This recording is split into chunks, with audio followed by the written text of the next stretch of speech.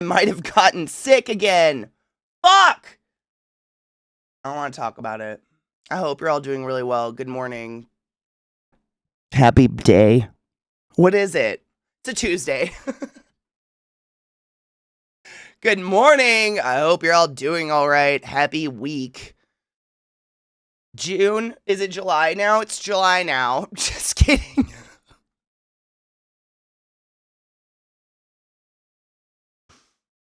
I don't know. Mildly mediocre / not eventful day. That's what I wish for you. Uneventful, boring. Oh my god, I super hope you're bored. Can't even imagine. Cannot imagine. I don't know, dude. My sinuses, I can hear it in my voice. My sinuses suck right now. I have not stopped blowing my nose all day. I'm gonna blame it on the pollen. Happy Canada Day. I'm going to be honest, not one Canadian has yet to rescue me or adopt me out of the shitstorm that's America, and they're all like, oh my god, we feel so bad. Do you? Up there with your poutine and your human rights. Sure you do. And yet all of us are down here unadopted. All I'm saying is you might be full of shit. Also, my boobs look insane right now. Oh my god. Silver linings. Silver lining playbook, man. You might feel like shit, but your tits look incredible. Sometimes it works out. Gun, thank you so much for stepping to the class, keeping the classy alive, and giving an anus its wings. Please go forth and be consensual in all the ways, because nothing in this world is sexier than pure sober consent. And I appreciate you. They're super boobing. Literally, you know what's funny? I wear this shirt backwards because do you want to know what it would look like if I actually wore it the way it's supposed to be worn? Where do the boobs go?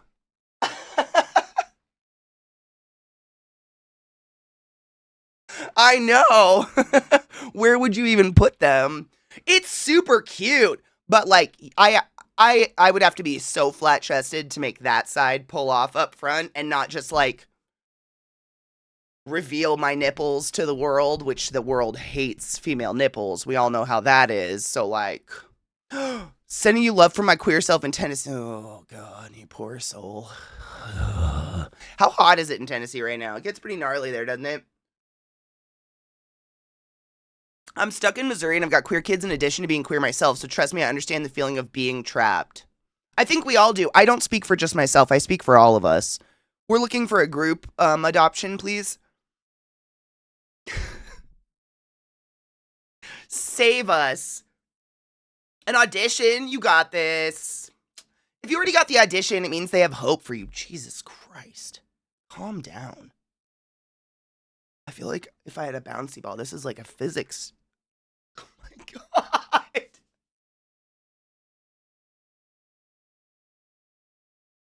Sorry, I'm mesmerized by my own tits. 90s with 80% humidity. It's been 90s here too. It's pretty hot. We're all trapped. It's fine. We're trapped on Earth if you think about it. Like, there's nowhere to go. We're just stuck on this big rock. I've been to both sides of it. It's not as big as you'd think. It's pretty small. It's pretty crazy. We could become Southern Canada. No. There's too many people here. I don't want to come. You have nipples? Be fucking ashamed. I am. I even cover them with Doritos in my spare time. I know. I'm super ashamed of my titties. Is it hot, mate? I feel like it's, like, you know, you hear people joke about, like, the weather comes out and so do the legs and the titties, but my god, I don't know what it is about this portion of my chest, but it is the dwarf son of my body. Like, this is, if it's warm out and I cover it here, I'm 10 degrees hotter for some reason. Like, my sternum, I can feel it. Compared to my hand my hand is chilly. It is crazy how hot my chest is all the time. How? I don't know. Same. Like, I have cold, genuinely cold hands right now. I feel cold to myself because my chest is just like all the time. I don't know. It's where all my heat comes from. I'm the same. It's that I literally, when fucking I remember when Baldur's Gate dropped a couple people were making jokes about Carlac and myself, and I was like, you know what? I think maybe someone from Baldur's Gate like watched my stream and wrote my story or something. I don't know what the fuck that is. Because what is it with these infernal engines on the inside? It's getting hot, just like I can feel it. I can feel it. I can feel myself revving up, and I start to get hot. It comes out the back, too. It's weird. But it's right here, like a hole. I don't know why. Local firefighters yesterday bullied ICE out of town at a strip mall. Good. Fucking good. Way to make me begrudge the fact that I don't have boobs and won't have boobs because I don't want permanent boobs. Wait, why would you begrudge that? What? Is it because I can do this and you can't? Jelly much? You could do it with your balls. Probably. My balls, my boobs can't move independent. Whereas if you watch testicles without you doing anything, they go. Fucking incredible. They're like a lava lamp between your legs. I actually have to put spinal effort in to get movement. You win. You need to stay inside. My God. Get a tattoo. It'll cool you down. You know, I've been jonesing for a tattoo recently. I'm going to get a tattoo of Aqua Tofana. Because I want anyone that comes near any part of my body to know that I'm very serious about the measures I'll take if you treat it wrong. Good morning, Saber. How are you, love? What's wrong with boobs? Nothing, except that Twitch hates women. Well, I don't want to just single out Twitch. Like, yeah, Twitch hates women. Amazon hates women. The world hates women. So body parts that are singularly female presenting tend to be villainized in any way, shape, or form. Like my boobs. They're just there. They exist. I grew them organically. But unfortunately, if you see them, I am a crime. Same with my butt cheeks. It's so weird. I don't know. Literally born this way. No fucking idea. Baffling. Boobs are a super inconvenience, and I'm speaking as someone who's wearing quite a miraculous kind of bralette right now, that what basically my bra is doing is it's shoving all my boob meat into one circle right here. I don't have any boobs. This is a total illusion. If I turned to the side, I'd be flat as a fucking pancake. So just for reference, I'm coming from the point of view of very small titties that when I lay on my back, they disappear. They ruin my golf game. I don't know how anyone does anything with actual boobs. Like, if I could tape these bitches flat when I golf, I would. They are annoying. And you know that infernal engine? I mean, think about being hot on a certain part of your body, and then someone's like, would you like 20 pounds of fat on that hot part of your body? Here. Better? No. They're annoying, but they're hot, and we look good naked. That's pretty much where, like, I get mad at myself, and then, you know, look in a mirror, and I'm like, oh yeah, we win. Toss him over your shoulder like a continent. You know that poem, right, David? Do your boobs hang low? Do they wobble to and fro? Can you tie them in a knot? Can you tie them in a bow?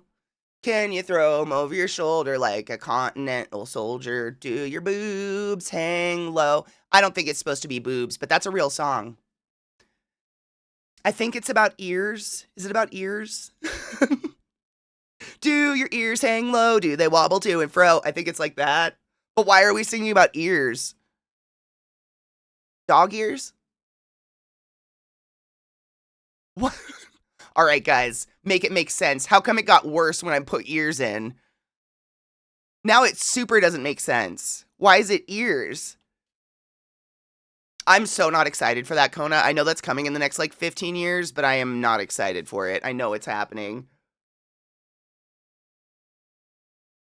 I have gauges. I can't... Turn it off, Willard. Technically, they're already over my shoulder. Do you see where I'm confused with, do your ears hang low? Can you toss them over your shoulder? They're over my shoulders. Oh, you mean like when people can take the skin from their gauge and wrap it around the rest of their ear for funsies? Not me.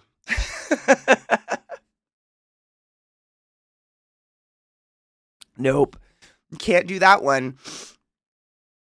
Women are marvelous creatures. Indeed, tell my wife that often. You should tell her that even more often. People are marvelous creatures. Just fascinating in general. Boobs as ropes. I recalled that yesterday, so now everyone else has to have it in their heads too. Wait. What was our I'm gonna sneeze and then I have to blow my nose again. I fucking hate this. Didn't we have a thing about nipples? Was it teeth nipples, right? Or nipples as teeth? Wait, did we have nipples in our mouth instead of teeth, or did we have teeth on our titties instead of nipples? Neath. Which way? No, but if it says it's delivered, so Gun, we're literally, I don't know what it is about the UPS, but for the past year, we're not getting the emails anymore that something's in. So if it's delivered, just tell me and I'll go. If it's delivered, I'll just go. Yeah. It's so stupid. I don't know. Our post office just gets worse and worse and worse as the years go by. I'm sure you guys are aware of the sheer amount of packages they've lost/destroyed. It's ridiculous. I hate them, but it's our only option, so. Yeah, it was tipples or neaths, and I can't remember which way it went. But I think having little jiggly nipples instead of teeth would be pretty fucking funny.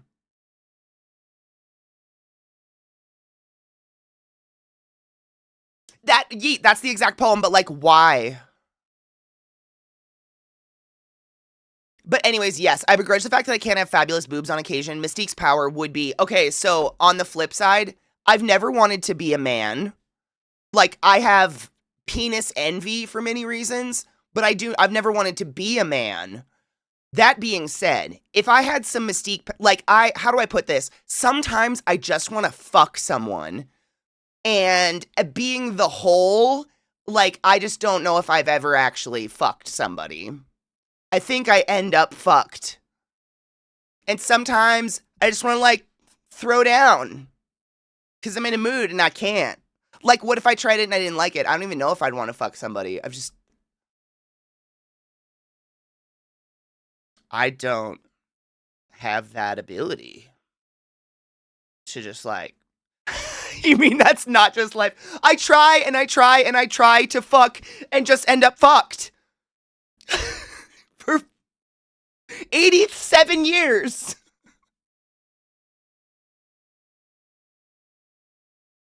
Fuck.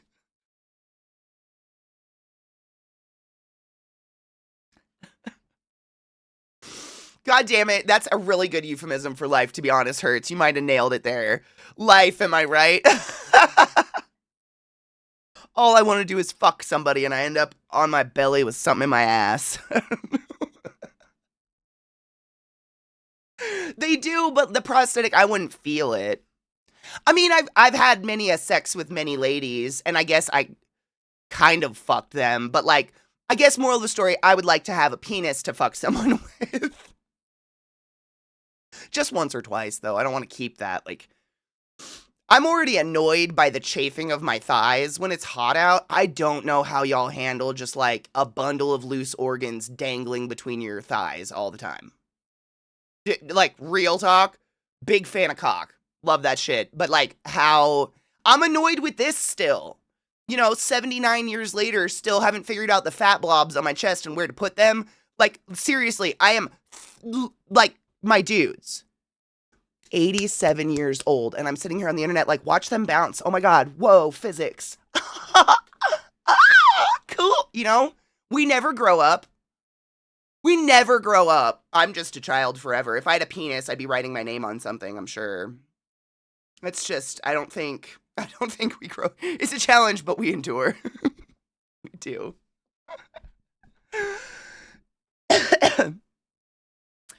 BB No Dollar Signs, new videos out. Also, he'd probably let you fuck him with the prosthetic. It's not that I even how do I put it? You know how sometimes you're just in a mood to scream? Or you're in a mood to have ice cream? Or sometimes you're just man, I really want some barbecue right now. But I don't wake up every day man, I really want some barbecue right now. That is, I don't really think about food that much. That pops in my head every once in a while. Similar with the fucking, 99.99999 repeating percent of the time, I love getting manhandled like a fuck doll. I'm going to be very real with you. But 1.1% of the time, I kind of want to fuck the doll. But like we were saying, like the mystique power, because I just want it to go away after that. I don't want to deal with like a dick all the time. I don't know what you do with it when you're not fucking. It seems, seems like one of those things that's like has a purpose. And now what? I don't know. I don't want one all the time. But sometimes, when you just like, you get in a mood, like when Zach smoked my marijuana and ended up driving his bike for 17 years through the desert. He never wants to do it again, but sometimes you're in the mood. I do too, Mike. And again, I've thought about this a million times, and I don't want this to come off as like, penis havers are so much easier to get done. I don't know how to word that, but like sometimes I think to myself like, man, if I just had a dick, I could literally just slap it around a few times, touch it a little, and in a minute I'd come. That sounds fun. That sounds so nice. Like just the idea of like casually rolling over and being like, huh.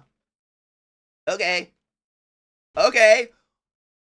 But also, I don't want to make it seem like you're all the same and, you're all just like slapping your wieners around to come randomly all the time. Like, please don't take it that way. It just, from the outside, it seems like you guys have an easier time.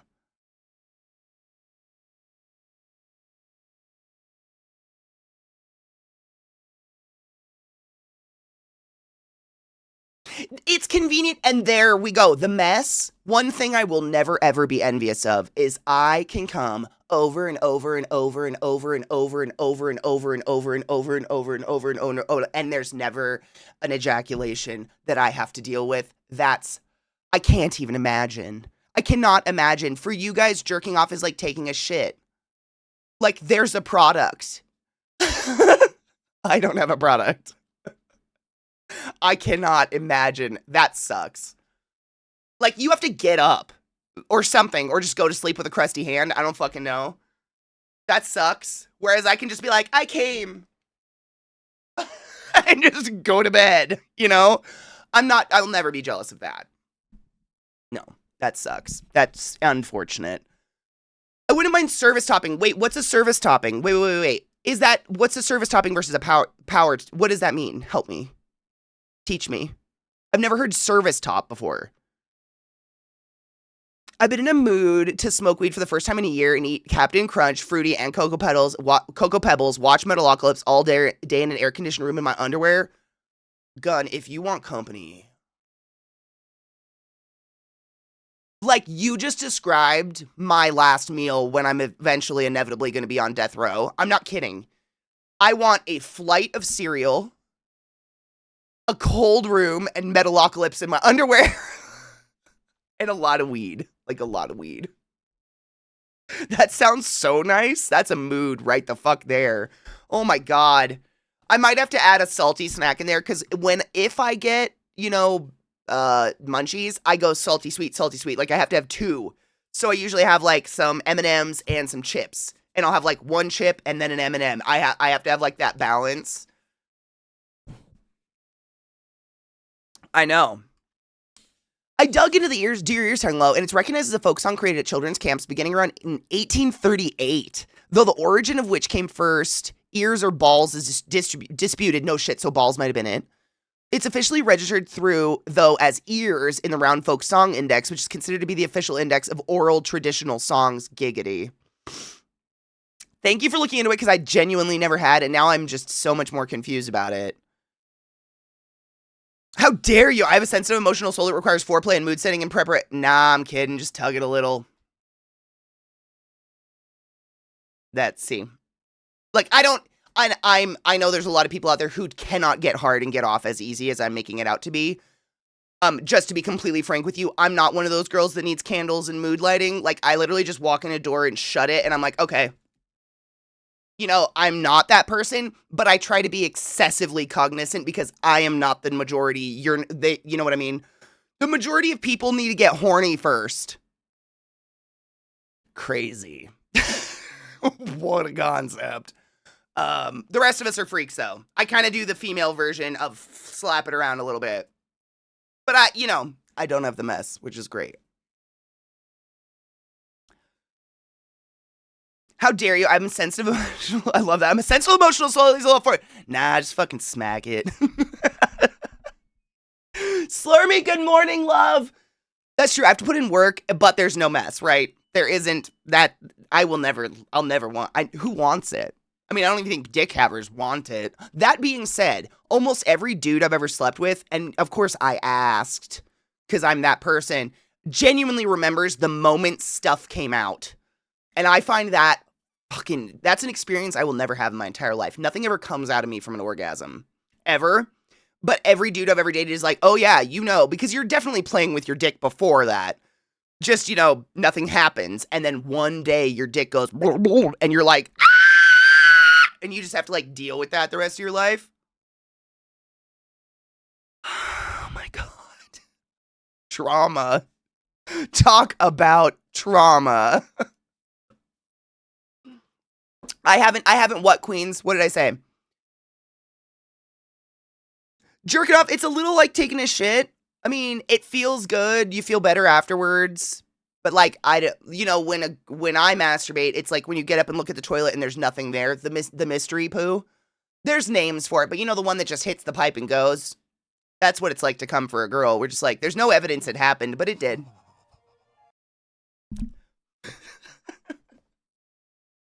Juan, thank you so much for summoning the glass, keeping the classy alive, and giving a fucking anus swings. Please go forth and be consensual in all the ways, because nothing in this world is sexier than pure sober consent, and I fucking appreciate you. Thank you. It's topping as a submissive partner. Oh, service. Oh my God. Thank you, Eatskis. This is a learning place. We may talk about butts and cocks and coming all day, but we're educated. Like, can you name another Twitch community where at least 50% of the people here know what an epididymis is? Think about that. You're smarter just by hanging out in my perverted little corner of the internet. Isn't that cool? Just a side note, if you have testicles, you should know what an epididymis is. It's part of your body. It's literally where your spermies get their tails the moment you ejaculate. Amazing. It's like a little warehouse where they go in. It's like the wheels in the racetrack. What are those guys called? The pit guys? Except someone just comes in and is like, and it's like, little tail, wah! And then they go. Incredible. But like, is there another place in the Twitch sphere where you could confidently be like, yeah, 50% of the people here probably could spell epididymis. Not only that, but know what it is. Cool. You're welcome. I'd love to have the More You Know rainbow as an emote. I just can't afford to pay an emote artist right now, and emotes are expensive, rightfully so. The art is very beautiful, but I'd love to have. Because we are a learning place. We've always been that way. I think it's important to know about your body. Been stressing my feelings and that's a mood. Went to the store for ice cream and cookies yesterday morning. Sometimes you need to do that. I think that's okay to stress eat sometimes. I think it's okay to have a drink sometimes. What's that like? Aren't we all horny all the time? Yes. What's what like? Which part?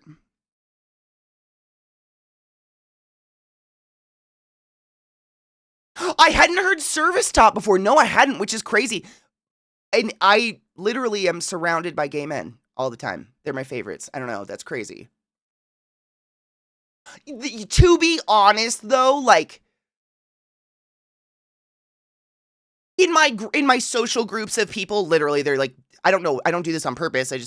I love my gay mans. I don't know. I have a lot. I mean, literally the vast majority, if not almost 100% of my Burning Man group, which is basically my social group, is all gay men.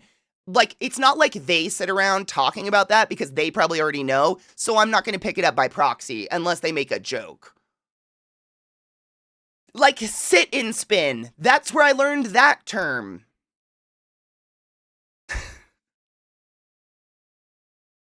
But unless I asked. Like, one thing I learned, and this might not be true of all gay communities by any means, but one thing I learned is just like casual partner trading. Like, oftentimes tops will just be bullshitting and be like, hey, would you like to fuck my husband tonight? And the other top's like, I think I would very much enjoy fucking your husband tonight. And they trade hubbies, but it's not like swinging. It's not emotional. It's like, it's, It's like us trading cars for the day and being like, you get to drive a stick, have fun. And I thought that was the coolest thing. I was just like, wow, you guys just like casually sick. I love that. Get fucked. It's the coolest shit. But I mean, I'm not saying that's everybody, but it's cool. I'm into it. Interesting conversation to walk into. We started right off with sex, but this is why. Check this shit. Can we talk about the boob physics today? We went immediately into boners. It's fine. It's hot. I needed my chest out. I wonder if it's similar to your first period, because going to the bathroom and finding blood for the first time, thought I was dying. I wonder if anyone even tells them, because it's so taboo, you know, like masturbation. I don't know how you approach that with your kids. Like, hey, I know you like to play with your dick. One day, it's going to puke on you. It's going to feel really nice, but also it puked on you. Like, I don't know. How do you even approach that with your children? I learned about this shit via my brothers and older siblings and finding porn magazines around the house that were my older brother's porn magazines. But I don't know if that's how I should have. Theory, thank you. What up? Good morning. How are you? Please don't learn me. I'll lose my sparkle. Don't ever let anyone dim your shine. Fucking sparkle on. Knives, thank you so much for subbing to the class, keeping the class alive, and giving a fucking 8 swings for 67 months. Jesus fucking Christ. That's a long time, and I appreciate you. Good God. One of my characters, Jesus Christ, my chat just did the double things. It hasn't done that in like days. One of my characters in the script I'm optioning is canonically a service top. I love that. I've never even heard of that. So basically, the counterpoint to power bottom. That's what I was thinking. This is a silly question. How often okay, hold on. First off, Knives, thank you so much for the resub. Yeah, boob, like, check it out, though. This is insane. If I had to bounce, like, my boob physics are off the charts today. No one can deny it, so we might as well just buy into it, right? Give me money for my boobies. Anyways, so here's the math that my brain is going through. How many times are you service topping before now you're just a top? And how many times does your top person ask to be service top before they're just a bottom? And not just a bottom, but you know what I'm saying. Or like, where's the math when now I'm a switch? Is there math, or is it just like, what do you feel like? I don't know. What up, Mob? Mob, I genuinely think about you more often than I probably should, because ever since you helped me fix my computer, it's been perfect. And I know I say that every time I see you now, but I have to just be, I'm so grateful to you. You have no idea. I don't know what you did, you black magic wizard, but she's doing great. I haven't had a problem. Good morning, Tilly, my love. How are you? Dude, jiggle physics off the shits today. I don't know what happened. I don't have, like I said, if I turn to the side, it's like a peck. See what I mean?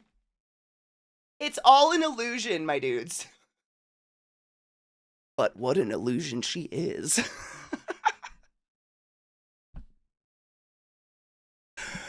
Dude, you did it. I don't know. I mean, I still I still think about it. I do, which is weird. I think, cause you know, I mean, genuinely, Mob, for years, I would come out every morning and have a little panic attack. Like, what's my computer going to be like this morning? Is it just going to work? Or is it fucked and I'm going to spend the first 3 hours of my day trying to get it to work? And I haven't had to do that since we fucked with it on that dreaded day. But I still think about it every morning. I come out, I'm like, oh, please be okay, please be okay, please be okay. And it is. So I appreciate you and everyone who helped on that fucking day. That was such a bad day.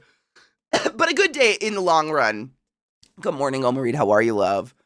That TwitchCon ticket ain't gonna pay for itself, motherfuckers. Do you want to know my very first interaction with someone who subs to my other form of income, not Twitch? We can't say those words here because Amazon's like, porn. But my first TwitchCon I ever went to after starting that account, nothing changed. Everybody's still exactly the same, but one person, the most casual. I love your work.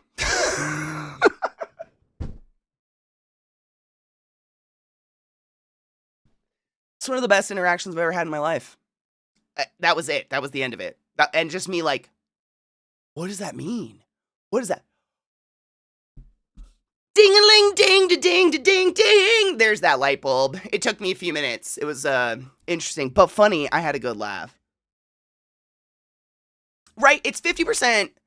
if you're a switch, but like no one's quantifying that 50%. So at one point, do you just feel like, wow, I'm super asking you to top me a lot. Am I a bottom? Or are you switchy miss? Like you know what I'm saying? It's so fucking weird. And this is just coming from the female perspective. I don't get different names based on what hole I ask you to fuck. Like I was just talking about this morning, like I have penis envy because sometimes I just want to fuck someone, and as the person that's just all the holes, I don't really feel like I've ever like fucked a dude. Women, I have successfully fucked. Dudes, I don't know. I don't think I can, like, unless I fucking nail their ass, which I haven't done yet. Yeah.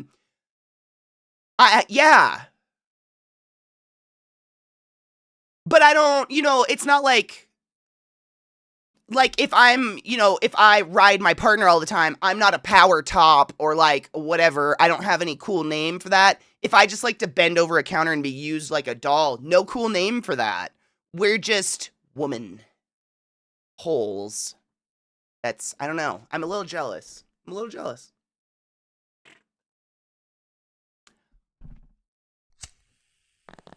Not with a strap on. I've never owned one. No, we never need to define anything by absolutes. I don't like absolutes. Did you enjoy service topping if you're typically bottoming? Congrats. You're now a switch. Fuck yeah. Cool. Thank you for being awesome and just answering questions. It's so nice to have a place where you can ask questions and no one gets offended because I'm not meaning to be, like, I just want to learn. I think it's important to know. I don't know. I think about these things a lot, and I like having a space where I can ask these questions and no one's like, oh my God, Katie, you can't just ask someone if they're a switch. Like, why not? We're already talking about your sex life. How come that was the line?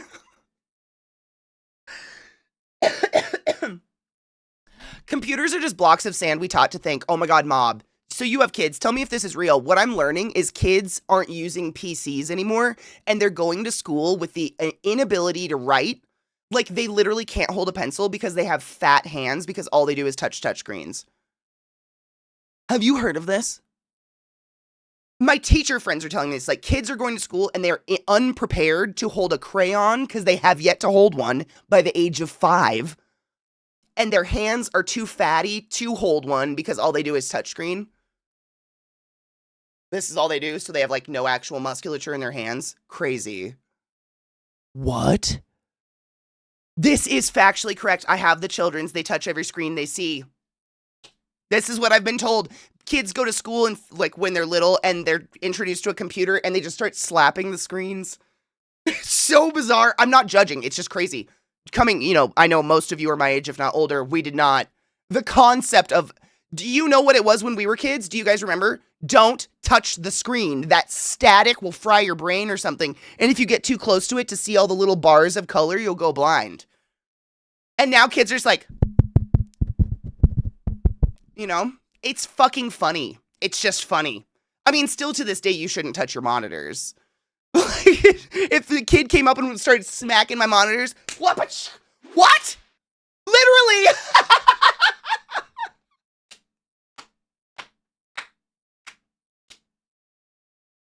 The whoop. Vincent, that timing, bitch. Thank you so much for gifting us up to tell you what was the highest order. You know, baby. Go forth and be consensual. That is phenomenal. And David, thank you so much for sending to the class, keeping the class alive, and giving it AS Wings for 47 fucking months. That's a really long time, and I appreciate you. God damn. That timing was just so good.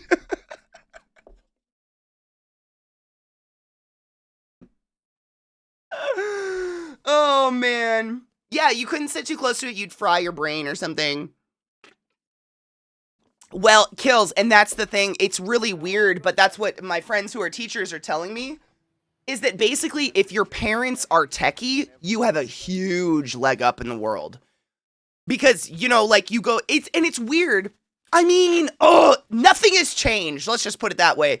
Everything they teach you in school and everything they prepare for you for in school does not work in the real world. Because I know for a fact that kids are just handed Chromebooks or little touch screen pads when they're in, like, elementary school, and that's all they have the rest of their career in school. And then you go to real life and you're going to have to learn to type. Like, Once again, school is simply just not preparing anybody for real life. Is that what I'm gathering from this again? So, like, all these kids in 18 years are going to be just as embittered and sad as you and I are today, right now, going, wow, if only I wasn't just handed a fucking touchscreen, maybe my hands wouldn't be obese or something. I don't know. There's actually a thing happening. It's called fatty tarsal syndrome. It's literally fat hand syndrome because kids aren't playing with Play-Doh. Like, they have no musculature in their hands anymore. It's so fucking weird. Thank you for the hype train, by the way. Cheers. Cheers.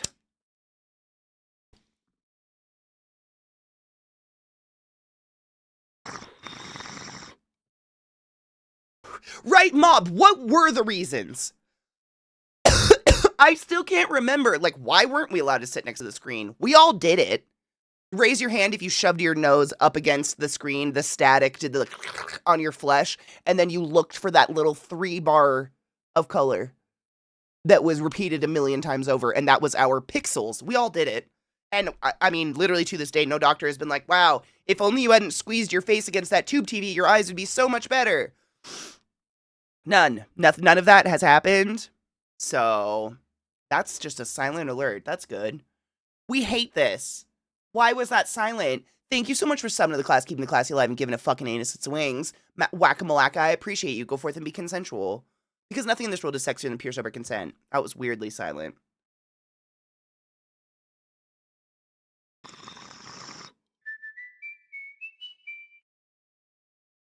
The fuck? Whack-a-malacca, thank you so much for gifting 5 subs in the chat, you generous hoe. I appreciate you. Ellipsid, Prince Ali, Night Driver, The Bees Are Coming, and C Sharp Fritz, you're all butt wizards, the highest order. Go forth and be consensual in all the ways, because nothing in this world is sexier than pure sober consent, and I fucking appreciate you. Thank you.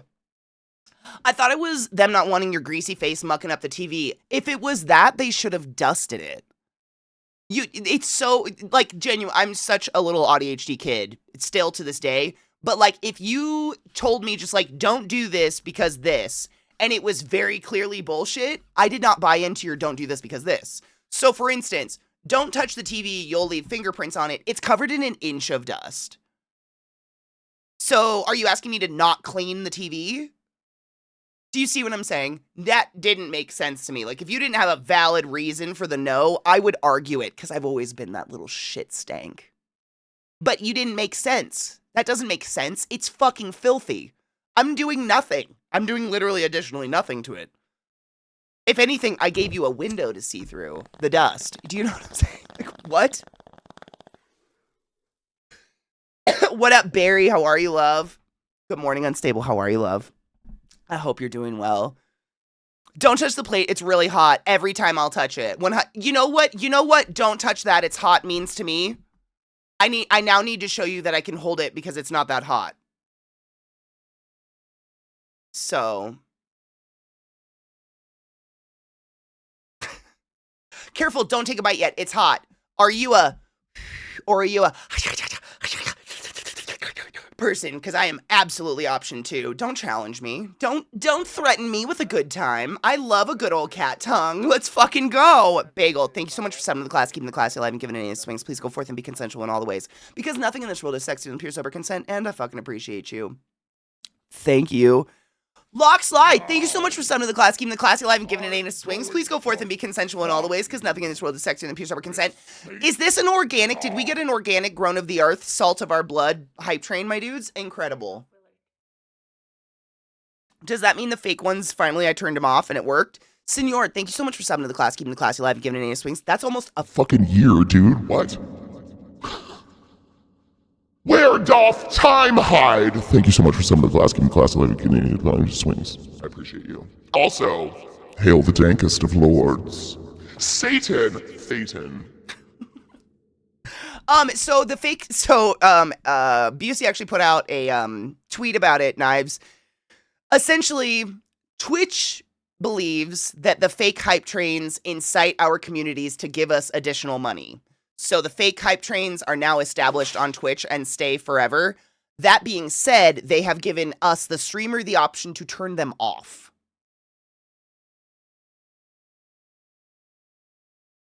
Not that I don't want your money, because clearly that's how the world works and it's how we're all keeping roofs over our head. But if you, like, oh my God, no, that's not it. That's not it. I know, the option, fucking phenomenal. Imagine. Imagine. Thank you for the hype train. Vincent just gifted a sub to Hales. Stop it. Hail Satan wasn't sub to me? I'm so upset. Thank you. Hail Satan, I know! Hail Satan, please go forth and be consensual in all the ways, because nothing in this world is sexy than pure sober consent, and I appreciate you. Tell a man the moon's 250,000 miles away and he'll believe you. Tell him the paint's wet and he'll have to touch to be sure. Only if it's in my way. I would, and that's just me, Sronlin, but I would preface it with that. But like, for instance, if someone painted my front door and I need to get through my front door, and they're like, don't touch it, it's wet, I'm gonna test it because I need to get through my front door. But if you painted the front door and I've got a back door,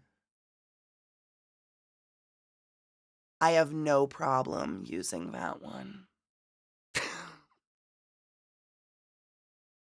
Do you know what I'm saying? I won't test it if it's irrelevant to me. But if you put it in my way, I'm gonna fuck it, probably.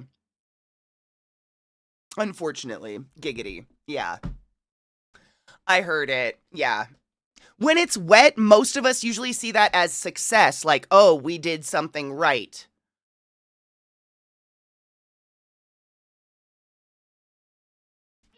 You know? Most people. Most. Unless it's like a condition, in which case you should probably alert your partner. Wait. I always eat tater tots out of the oven just to see how far and fast it will shoot out of my mouth when it burns my mouth. I keep it in. I've never spit out a hot bite. It's terrible. I burn the fuck out of my mouth. Instead, because I hate myself, apparently. Back in the 50s and 60s, the cathode ray tube in TVs did output enough energy to microwave your eyeball and boil your ocular fluid. However, that tube would have to malfunction and get locked into one position, and then you'd have to stare directly into it without noticing the pain. So yeah, dangerous, I guess. So it's about as dangerous as a butter knife. Like, yeah, I've definitely read a few true crimes where someone's neck was sawed off with a butter knife. Does that mean you can slip and fall and accidentally saw off someone's head with a butter knife? No. Right? So yeah, I could see that. Sure.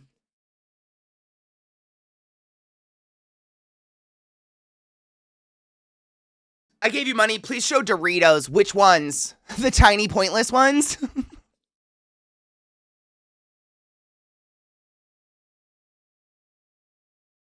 I heard painting the back door is standard now. I think so. I think it's normal.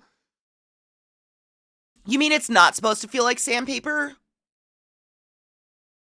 You should talk to somebody.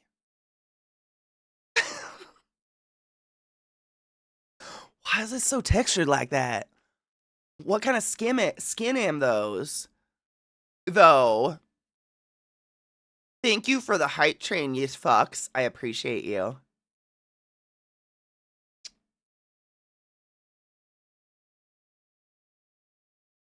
Whenever you take a mouthful of hot soup, the next thing you do will be wrong.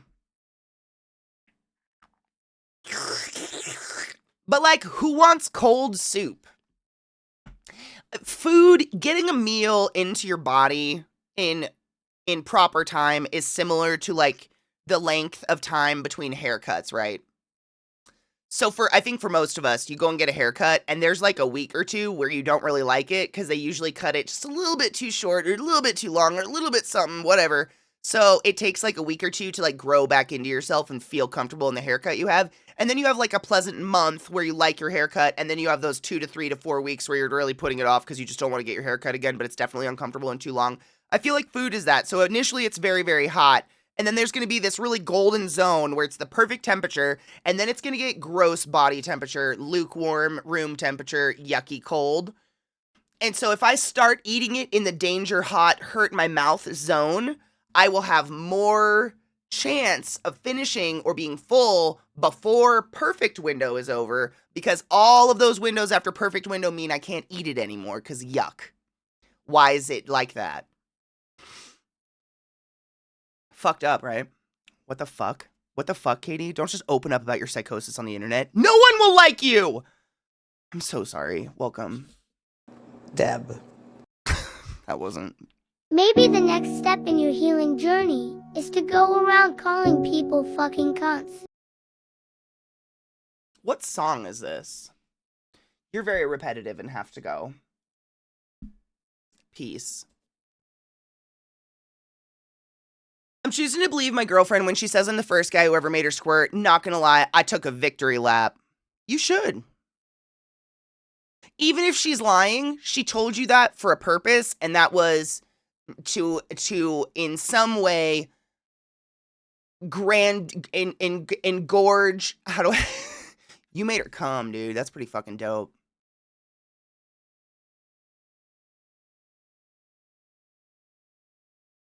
It's weird because, like, I fuck everything.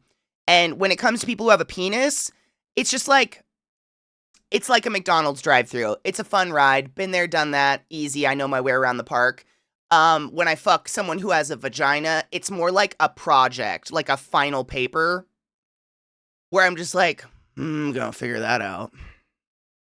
But, like, the dick, I don't, like, I can just, like, lay back and it's vacate, you know?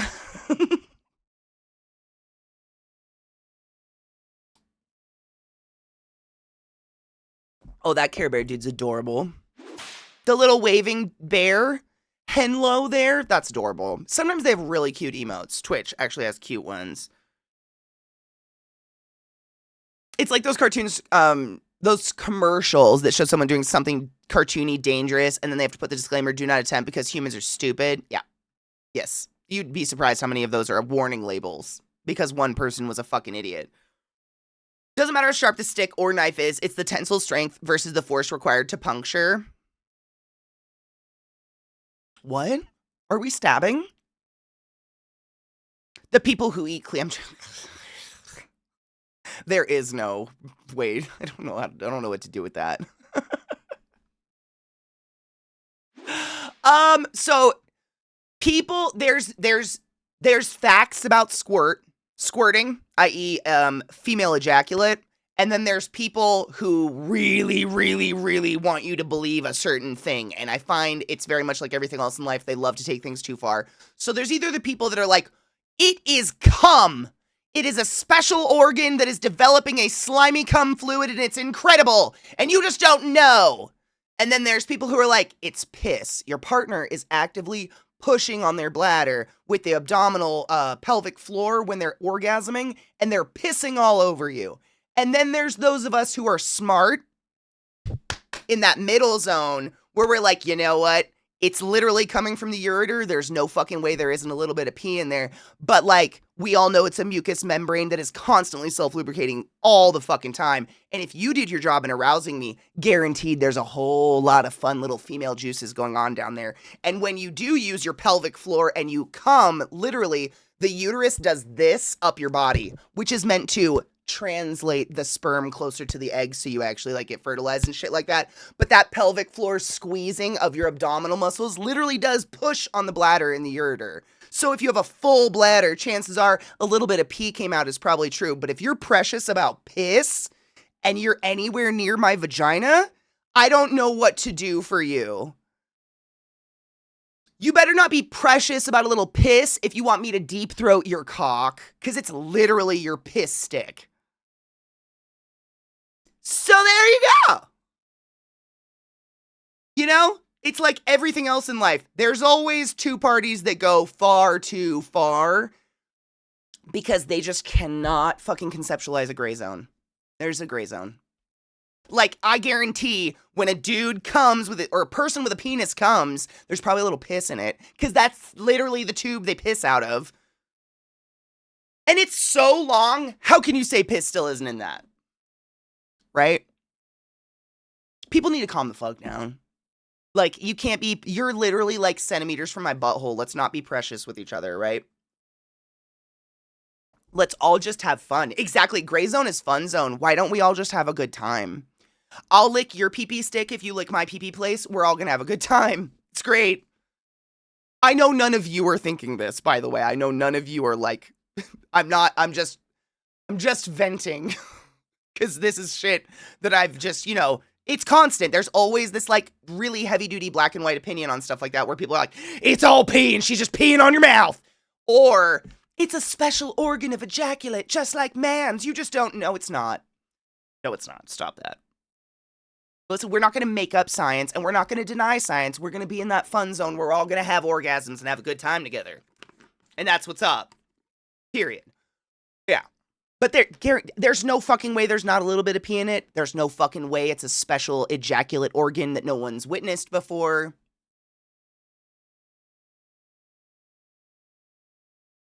Right? Same. I'm very prim and proper myself.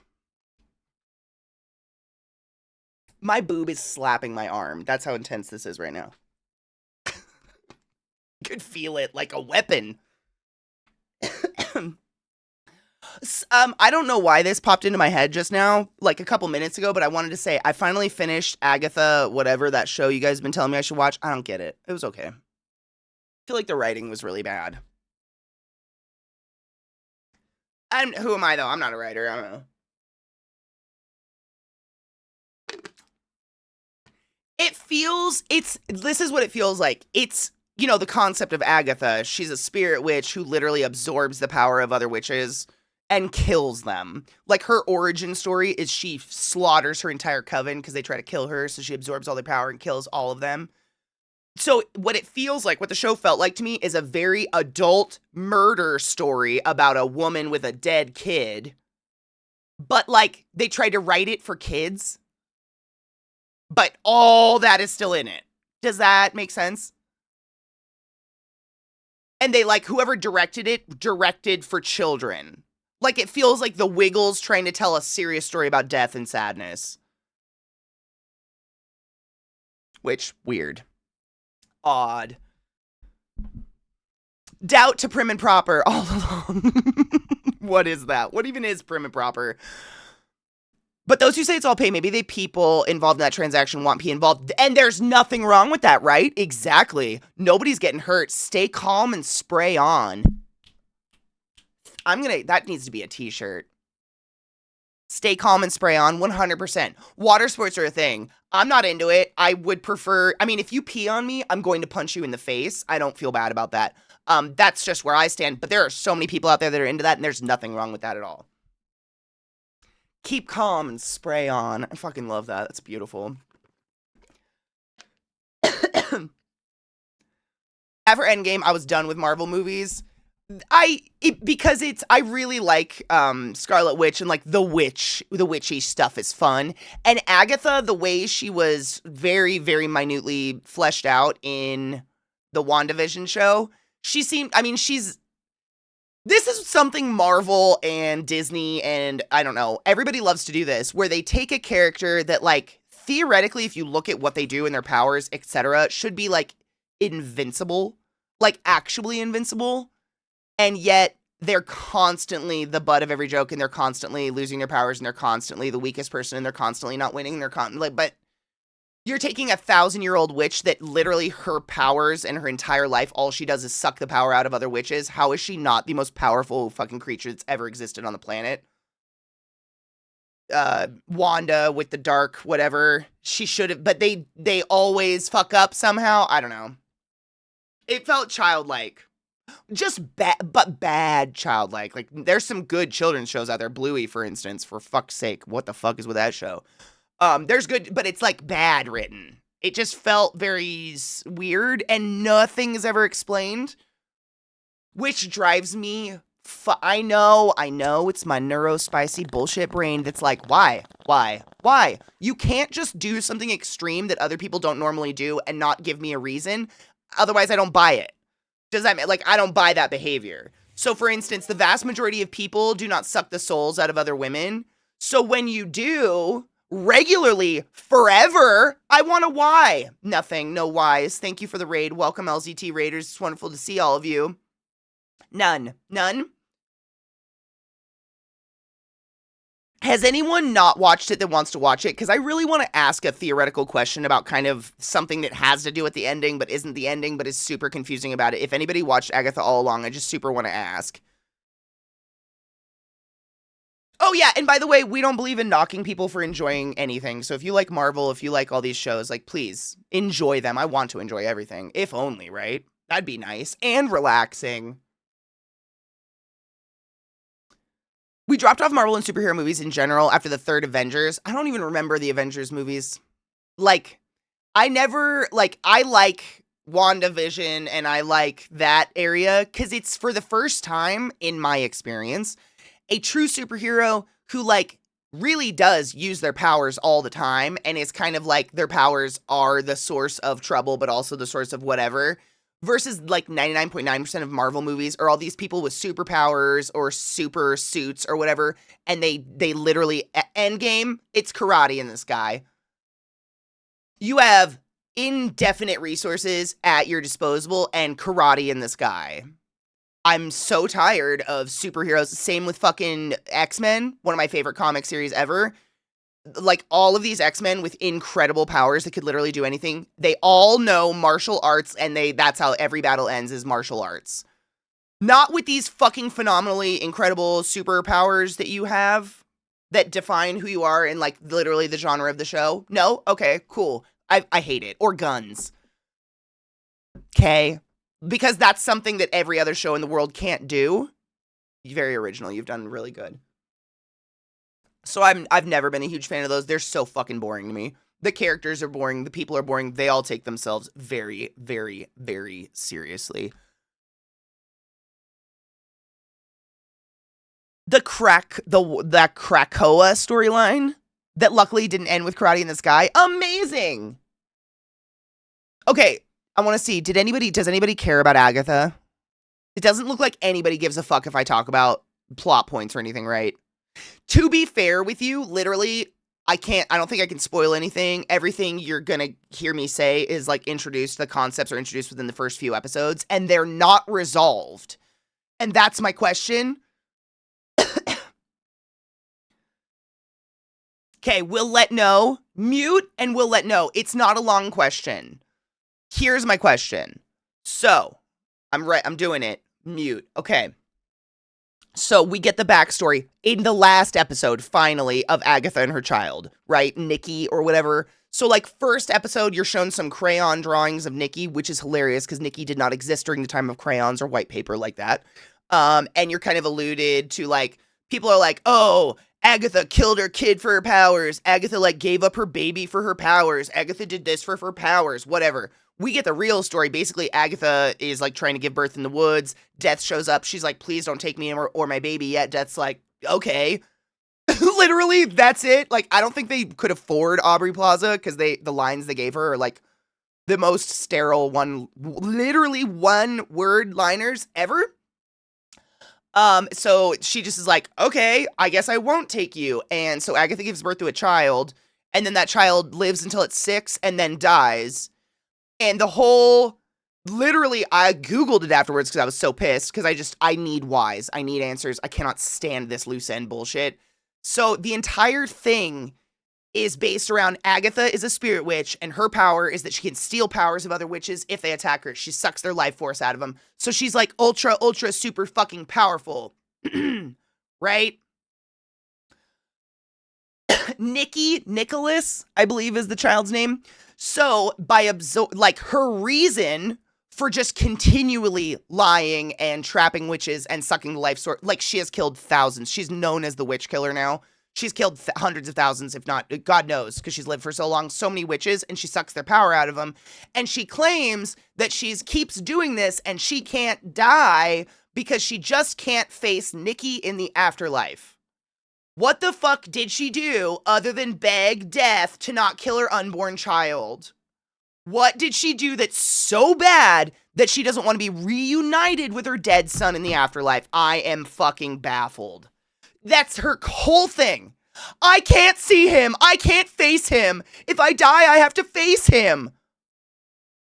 What did she do that any other mother in the entire world wouldn't do? Beg for, death not to kill their unborn baby inside their womb? That's literally all she did. That's all she does. And then the child's born, it's fine. That's it. And literally the way the show ends, the ending is fucking bad, in my opinion. But Agatha dies. like rots in 2 seconds. A bunch of really pretty purple mushrooms grow all over her body. What's that? Oh, is Agatha mystically a long-haired white witch now that can touch stuff? Okay, that makes sense. And so the other kid that I don't even remember his name because he was so fucking boring in the show, I guess he's supposed to be the Maximoff child or something. He's like, what do you mean? You're a ghost. I want to banish you. I need you to go to the afterlife. And her whole thing is, no, I can't face my son. And that's how the show ends, is that now it's the kid that I can't remember his name because he's so fucking vanilla pudding bland and boring. And Agatha as a white-haired witch sidekick. And that's apparently how they're going to go into another season. And we're just wiping out the entirety of the entire storyline. Nikki doesn't matter because she can't face him. But like, why? Tell me, moms in chat, if you lost a child at the age of 6, would you not literally spend every waking moment of the rest of your life waiting to be reunited to them if you believe in an afterlife, in said afterlife? Would that not be your sole goal? Is like, all I want to do is be with my kid? I hate this because it's stupid and it's poorly written. I wish Mike was here to judge this because I know she writes. Anyways, we can be safe now. If we don't want to, we can be safe. But like, what? I don't understand. Utility kilt for Pride Parade? Fuck yeah. Did the child die at 6 because death only paused, not stopped? Only Agatha knew deep down that the clock was ticking the entire time. That's part of what shapes her into who she is later. But what did she do wrong? What did she do that's so egregious that she can't face him? And she has to kill every witch ever to live forever, otherwise she'll face her child. What did she do?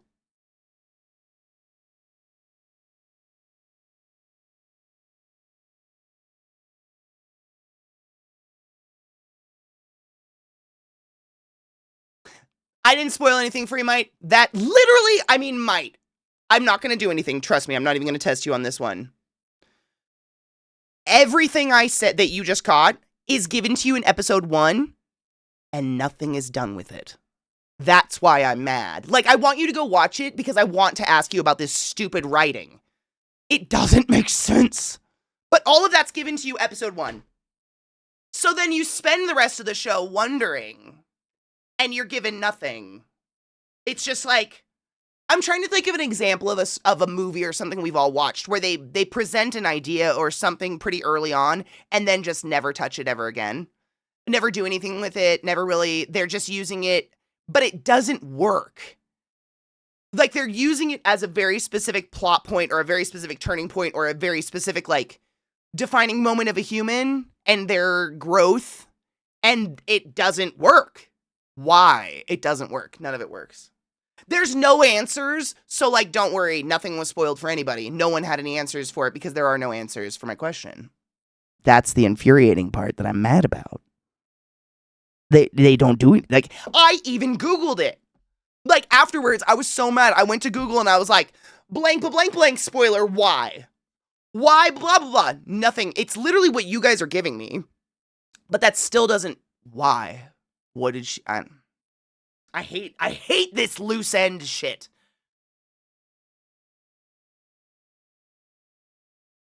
What up, Erican? How are you?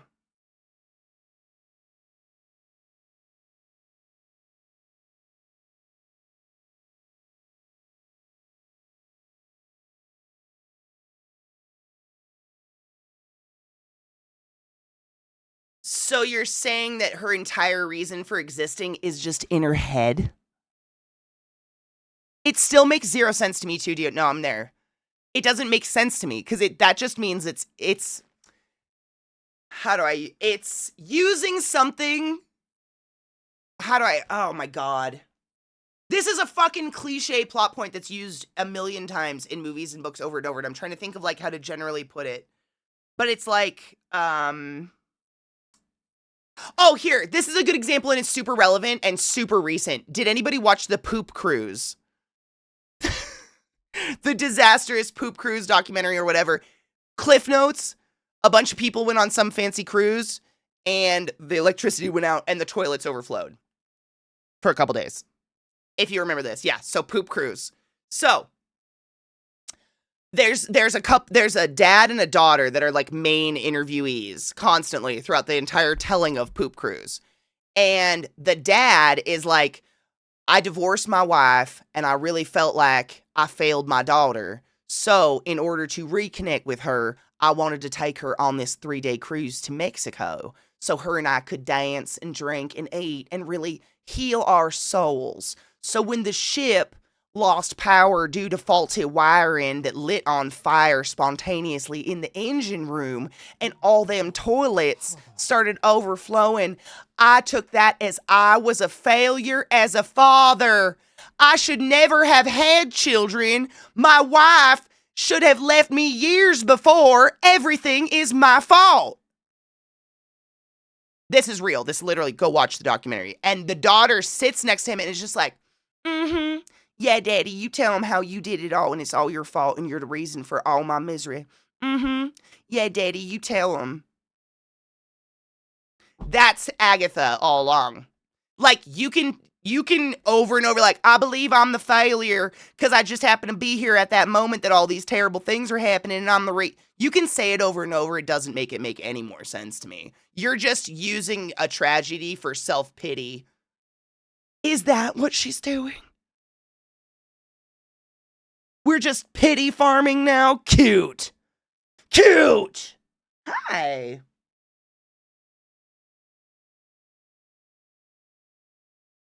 Who took a boy?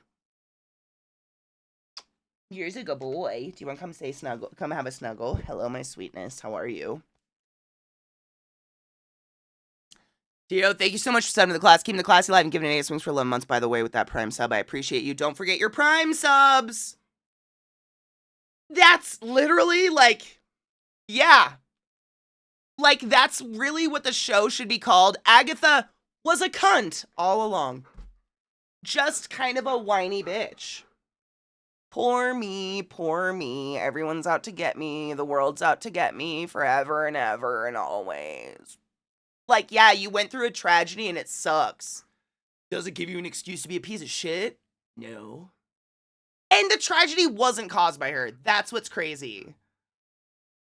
It's like, you know, my dad died when I was 7, and just like now, as an 80-year-old, I'm just like, I can't bear to see him because of things I've done while he was dead. Or something. I don't know. It's fine. I'll take it, but it seems cheap. I felt the same way when he got into that stuff, right? Dude, do you know what that documentary taught me? What I learned out of that poop cruise documentary, whatever, the poop cruise? People that go on cruises are... Why do you have to lick my boob? It's weird. People that go on cruises are fucking insufferable. That's what I learned. Like, man, you could die out here and these people are like bitching and moaning. Oh, I was supposed to be on the cruise of my life. You ruined me and my girlies. We were supposed to be like so fucked up and now we're not. Bitch, shit happens. Like, show me nothing has ever happened to you real in your life without showing me nothing has ever actually happened to you in your life. Like, you get these interviews from the kitchen where the kitchen's panicking because all the food's going bad, right? So the chef's like, I am doing my damnedest to try to feed people. That's it. Get food in them so they don't die, right? Then you get the interviewees. Oh my god! Like, we started out just like having the time of our lives and there was so much food and now all I'm getting is some wet bread. I can't even. One dude, literally, his entire story arc of his interview is, I just, like, can't fucking stand the idea of shitting in a bag, so I won't. So I immediately started taking Imodium. But by the 5th day, my body was like, there's no way we can't shit. So I found the one toilet on board that wasn't overflowing, and I shit in it. You're an adult, and the worst case scenario to you is shitting in a hazmat bag? People who go on cruises are fucking insufferable. Oh my god. It's like adult daycare, and when they don't get their snacky snack on time, oh, where's my Twinkie? Fucking shit happens. You literally could have died. You were on a vessel blowing through the open ocean. And, Oh my God, people. Wow. Those documentaries are great for me because, like, I've talked about it before. I fucking hate the idea of a cruise being trapped in a giant hotel on the water with a bunch of strangers. And every once in a while, I loosen up a little and I'm like, you know what? I'd do one. If someone really wanted to go on one, I'd go with them and I'll thrive on their joy. And then I watch this documentary and I'm like, there's no way I could enjoy 1 second in the vicinity of people like this. I can't do it. Can't relate. Can't relate.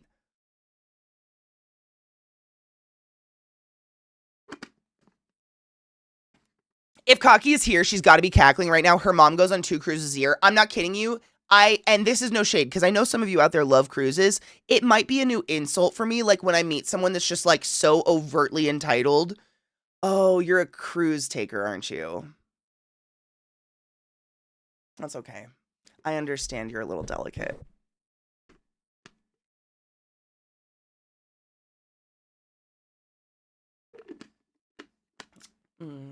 Yeah, you like those big boats of people, don't you? Mm-hmm.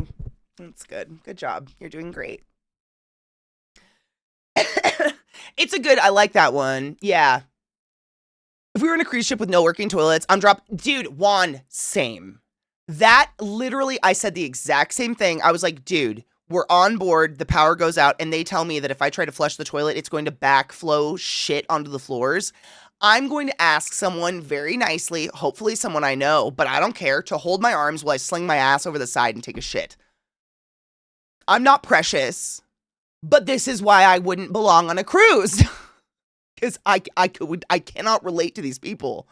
I can't relate to this, like, instead, I mean, your pride is so much so that instead of taking a shit when you need to take a shit, you'll just overload your body with Imodium. Do you even understand what the shit's going to be like once it comes out of you? You're going to have to give birth to a football. You're going to rip your a-hole open. What are you doing? Everyone is pooping all the time. You gotta be less precious about it. My God, that is crazy to me. Yeah. Excuse me, there are not enough fries left for my children. We paid for this. Yep. Yes. What's crazy, I mean, I could go on, like, a ship actually starts passing the ship that has no power. And instead of thinking like, oh, maybe we could get some people from our ship onto that ship, like people with medical emergencies, stuff like that, people that need to get medications, etc. No, what does every single person do? Literally almost trample each other to death trying to get cell phone reception. I can't relate to these people. At all. I don't think I belong on cruises. I think I'd be a bummer for you cruisers. Big bummer. I think I should stay off of them. And it was, I don't know, because there was communication to shore about this entire ship the entire time I was out on the water. So it wasn't like family members didn't know what was going on. Everyone was fine, by the way. Everything turned out fine. Everybody was fine. They all still go on cruises. They got discounts and they got, reimbursed or whatever. Everybody was totally fine. These people just desperately needed to check their emails and their social media or something. I don't know. It was fucking crazy. You said it was called the poop deck. I'd poop off that deck.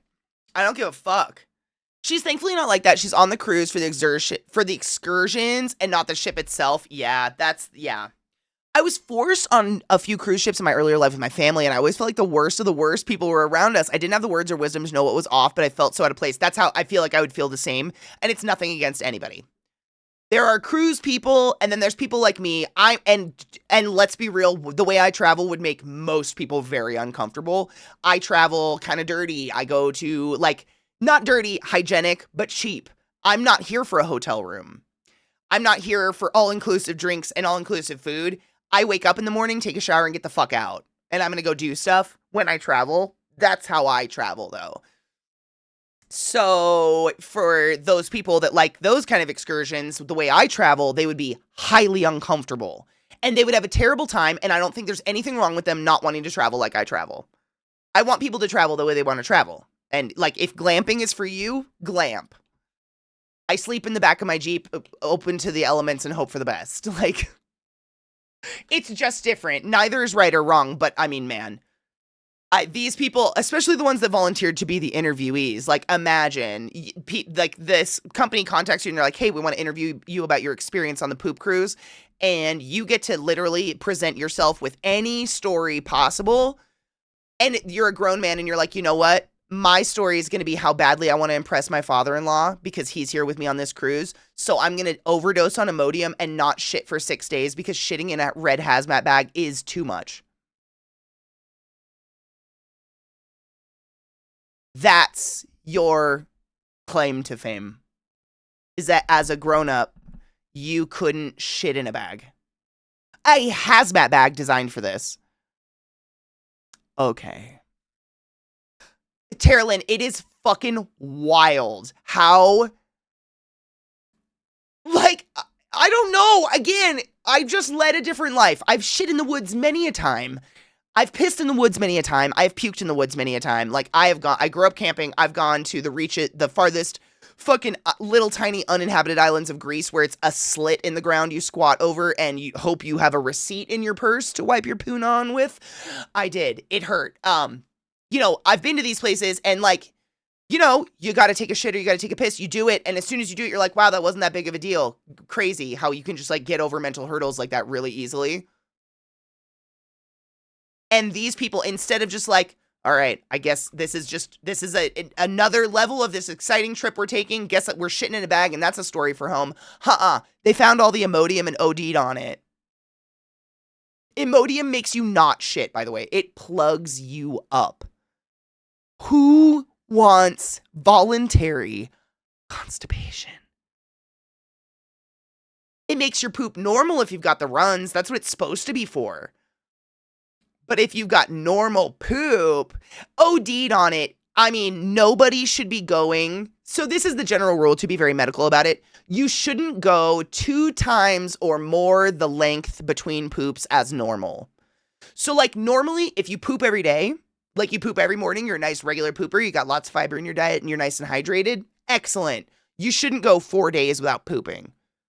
That is your emergency. Let's go to the doctor now. Does that make sense?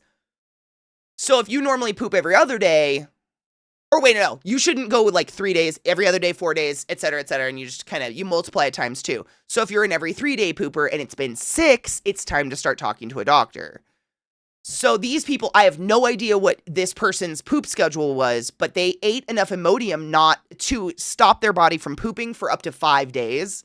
That is technically an overdose. No one should be doing that. Like, this is real. So, jokes aside, genuinely what's happening is your body does not know the difference between nutrients and decaying matter. Your intestines are a very thin, wet tissue paper kind of wall that are very specific, that things just leach across into our blood system, and then our blood takes those nutrients to our body, and we heal muscle, whatever. So, the longer poop sits inside of you, it starts to rot. Like, it is rotten, just like poop sitting out anywhere, because your butt is full of bacteria, but it's lacking oxygen, so it's a nice anaerobic environment for things to rot and decay and start to become rancid. So, like, the longer you go between poops, I'm sure you've noticed your farts become almost intolerable. That's your bacteria in your butt screaming for something other than rotting food to eat, because you're backed up. Eat some fiber. Put it in the bowl! So the longer it sits in there, your body there's been studies about this for the past like 25 years where they're thinking chronic constipation might be one of the leading, not necessarily causes, but instigators to rectal cancer or colon cancer, because the tissue of your colon literally starts to die due to chronic constipation. I'm sorry I've gone so far into this, but this is what I mean when I say, like, we don't take it very lightly when you're just like, I'm just going to take drugs and never poop again. Likewise with laxatives, you are destroying your internal system by regularly taking laxatives. You definitely don't want to do that. Your system is so fucking perfect the way it's supposed to work, most of us. Obviously, some of us have some unique digestive issues. But, like, for the most part, this shit is a well-oiled machine and knows what it's supposed to do if it's fed well.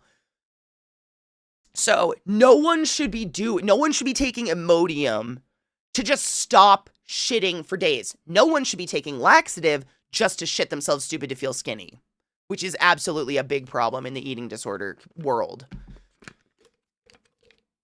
And anytime you are doing enough to not shit that long, that's so dangerous. Because, like, what happens is, like, not only is your body absorbing toxins now and rotting matter and whatever the fuck is coming out of rotting feces in your body, but that poop is becoming impacted.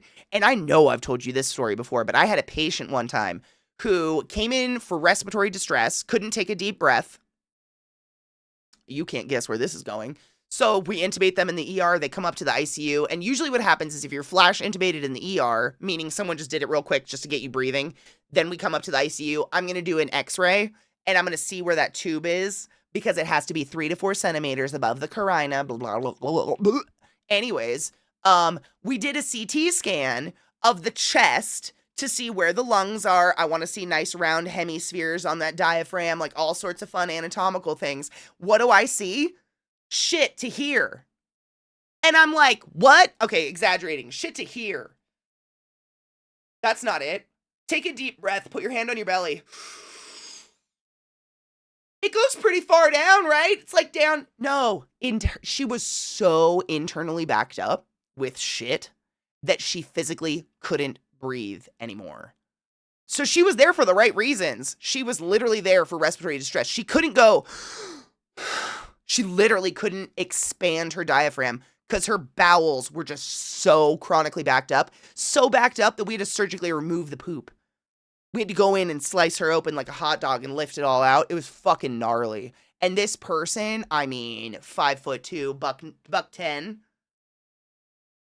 10 of that was probably, no, it was more than that. I think it was upwards of around 30 pounds of poop in this person, if I remember correctly. I know that sounds crazy. I remember the doctors telling me. It was around something like that. It was insane. Just poop. Just chronic constipation.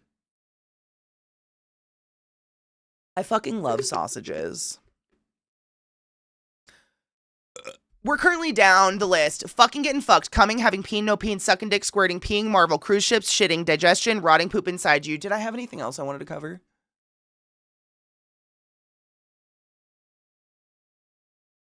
Oh, so you guys know my really scary cellar that I refuse to ever go in because it's scary and I'm pretty sure there's someone lives down there when I'm not looking. I got, that, dream nose when you just you look at something too long on the wall and you're like, I guess I just have to rewire that socket now. I've lived here for 5 years and I was like, you know what? I think it's time I turned that cellar into a functional part of the house. So yesterday I decided to go down there and clean the entire thing. And I found an entire snake carcass, a mouse carcass, a book on Wiccan magic, a Six Flags Dr. Pepper can, but it is literally part of the foundation. There's a stuffed animal half sticking out of the foundation down there. I'm half expecting to see eyes coming out of a corner when I look around. I just don't even understand. The fuck does this space directly underneath me exist for any reason? I have no idea. But I made myself a desk and shit down there out of old closet doors that were also down in my cellar for some fucking reason. I don't know. Did you find Scott's cage? I think I found something. It's another reason why my nose is fucked up is all the dust I disturbed in my cellar yesterday. I wore a mask and everything, but I still blew black boogers for a bit. I had pyloric stenosis. Jesus Christ. Did you That's not common. We did talk about squirting. It was just in general, I would highly encourage none of you to nurture relationships with people who are obsessed with absolutes. All squirt is pee, they're pissing on you. Squirt is a mystical, magical coming organ that you just don't know about. It's right in the middle. There's a little bit of pee, but it's mostly just literally a mucus plug that keeps us from pissing our pants all the time. You have it in your penis too. The gray zone is where we live. It's not just pee, and that's what I'm saying. Those are the two extremes that I don't like to hang out with people that are obsessed with extremes like that. People that deal in absolutes, all blank are blank. You just strike me as someone who doesn't read a lot,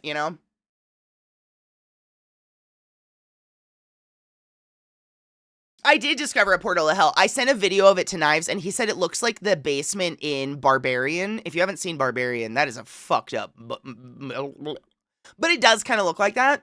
There's there's mysterious stairs in my cellar that go to the middle of my hallway, but my hallway is carpeted over. There's no door to open. Just weird shit like that. I don't know. There's literally, my house is just held up by stilts. There's so many jacks down there in very, very, like, you can tell, like, they just were like, yeah, this part of the house is sinking, jack.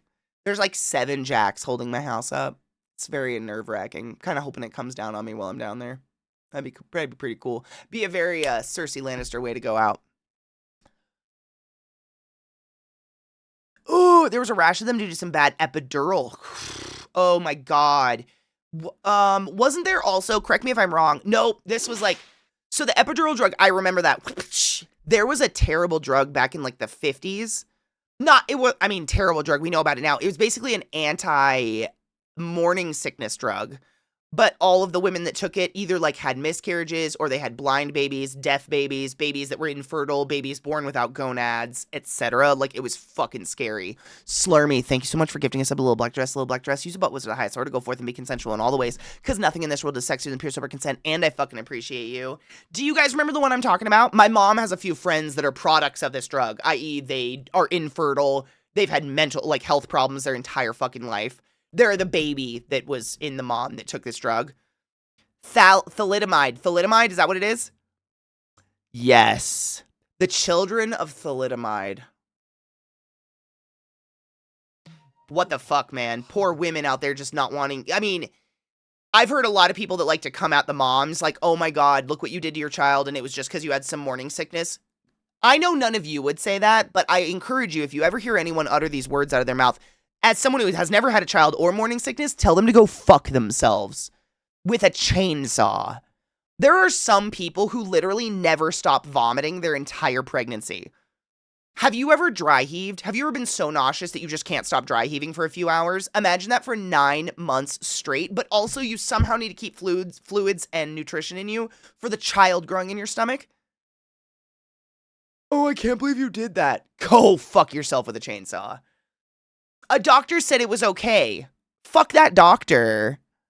Fuck that doctor.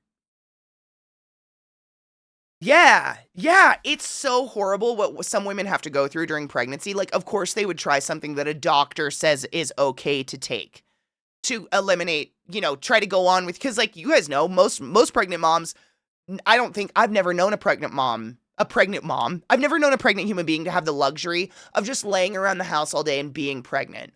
I'd say 100% of what I know, we work. We're all working. You can't just go to work nauseous and vomiting constantly. What are you supposed to do? Boone, thank you so much for subbing to the class, keeping the class alive and giving any swings. I fucking appreciate you. Go forth and be consensual in all the ways, because nothing in this world is sexier than pure sober consent, and I appreciate you. Don't forget your Prime subs. Every time you do, Bezos gets a $5 bill shoved up his G-string, and he does literally nothing for society. Ever. Take his money. Thank you.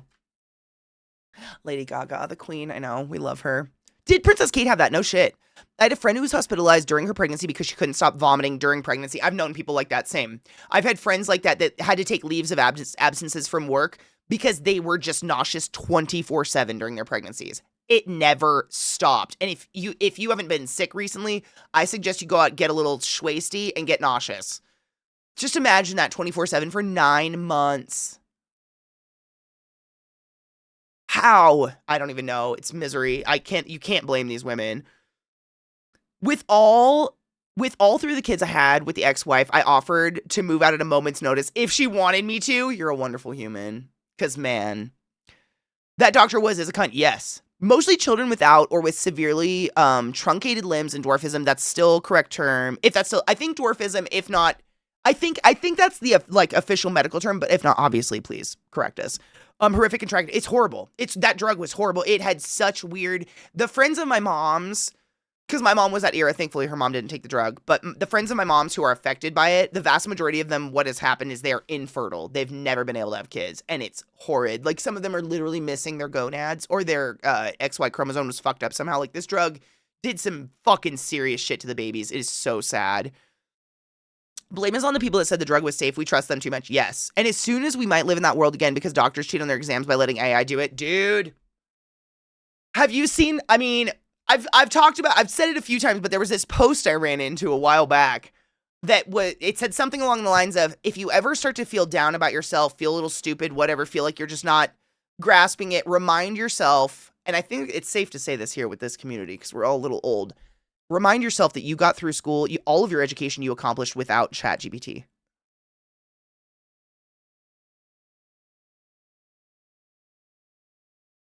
It gives me a boost.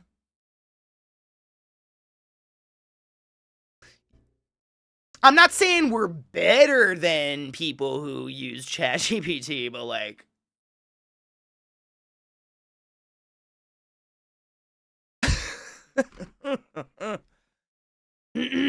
what's crazy is like, I hope someone tells medical and law students and any student of an education or a field where you have to pass an accreditation test to practice. Because, like, it's similar to cheating or whatever. Like, ChatGPT can only take you so far. But, like, for instance, with medicine, we graduate with a degree. We do not graduate with a license to practice. Period.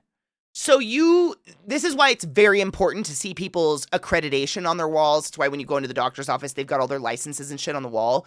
We pay for that every year. We pay to maintain those licenses because anybody can go to college and get a degree.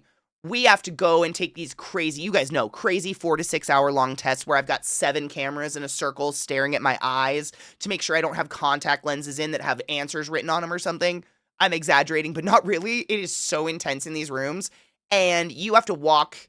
It's not, you couldn't even pass these exams with rote memorization skills, which used to be the problem. ChatGPT wasn't the problem. Our biggest problem in medicine was that these kind of people that have rote memorization would come through eidetic memories and they could pass all the tests and get an A. They could pass the MCAT and get 100%, but they can't use the information. They cannot practice medicine. They're physically incapable of practicing. They have no idea how to actually apply.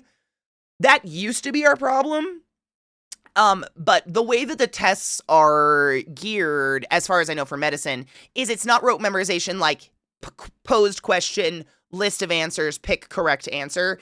It's patient presents with blah, blah, blah, blah, blah, blah, blah, blah, blah, blah, blah, blah, blah, blah, blah, blah, blah. What do you do?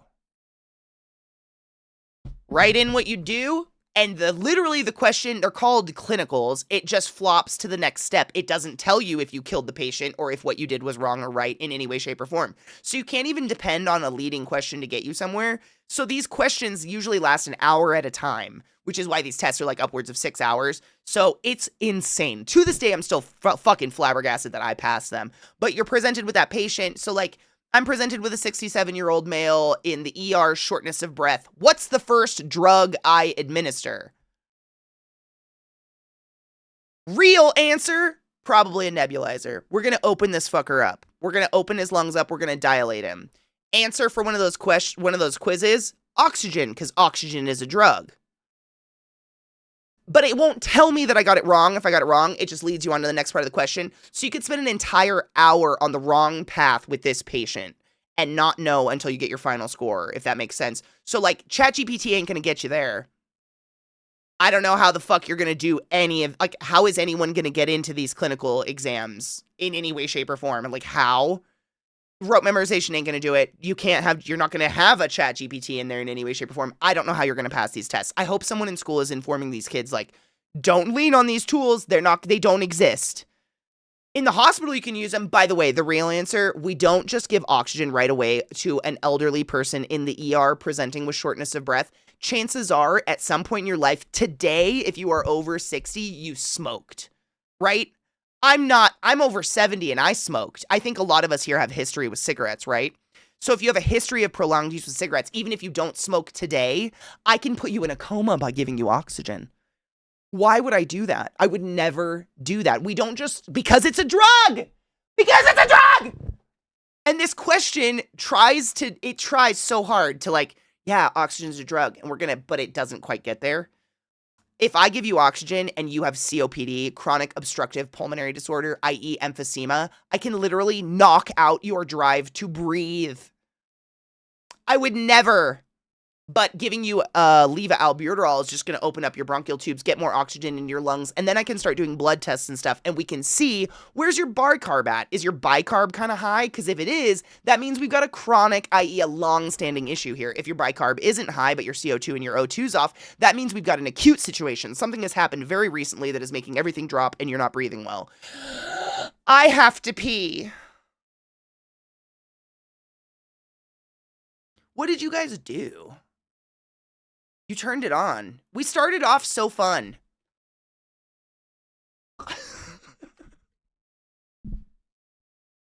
When I took my exam, I had to leave all my belongings, including my phone, in a locker in the other room.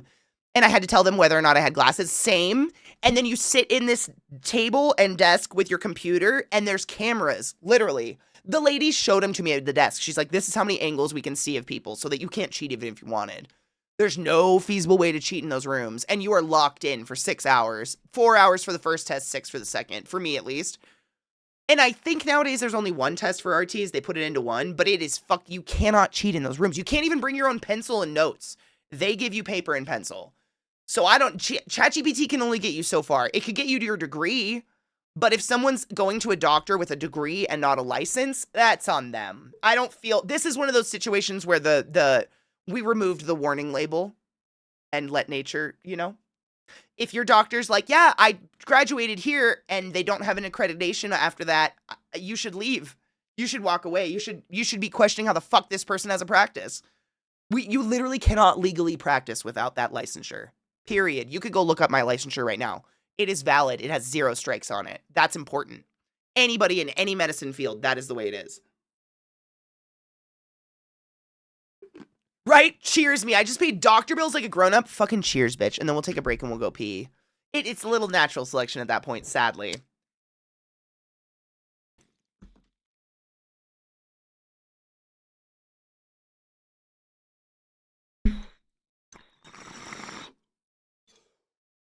Locks. Every single time I have a drink or I'm standing outside bars with groups of people bullshitting, literally, I can be standing next to people smoking. It stinks to me. It fucking reeks and is gross. And yet, I want one really bad. I think that's forever.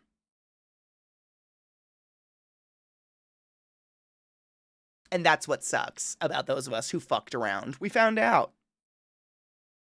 Thanks, Sens. I appreciate you. I take care of my skin. It's disgusting. You know what's the killer to me? Is I didn't even have to quit. I think I was smoking not much compared to live smokers. I think I was smoking half pack a day or something like that. But the weirdest part about it was one day I just decided to stop and I just did. And that was it. And I was like, wow. I was so scared because they tell you, oh, you're going to have to do, it's the cravings and it's getting over the mental hump of it. And you're going to be grumpy and you're going to hate your life and you're going to feel like shit. And you're going to want to kill everyone and you're irritable. Nothing. I just stopped. Which is great. I'm being a sore loser about what? About winning here. Which is silly. That's not it. But, what? Body? What? C-Sharp Fritz! Thank you so much for the raid. Welcome, Raiders. It's wonderful to see all of you today. Happy Tuesday to you. Good morning! I hope you're doing fantastically. You were gifted a sub today. I remember shouting your name out. Congrats. Welcome, everybody. I'm on year 14. Do you still crave at all? I quit with a toddler and a baby in the house. Oh my God. My mom did the same shit, and you are otherworldly humans. My mom's same. She smoked until I was born, until she got pregnant. Well, no, she smoked while she was pregnant with me. We don't do that.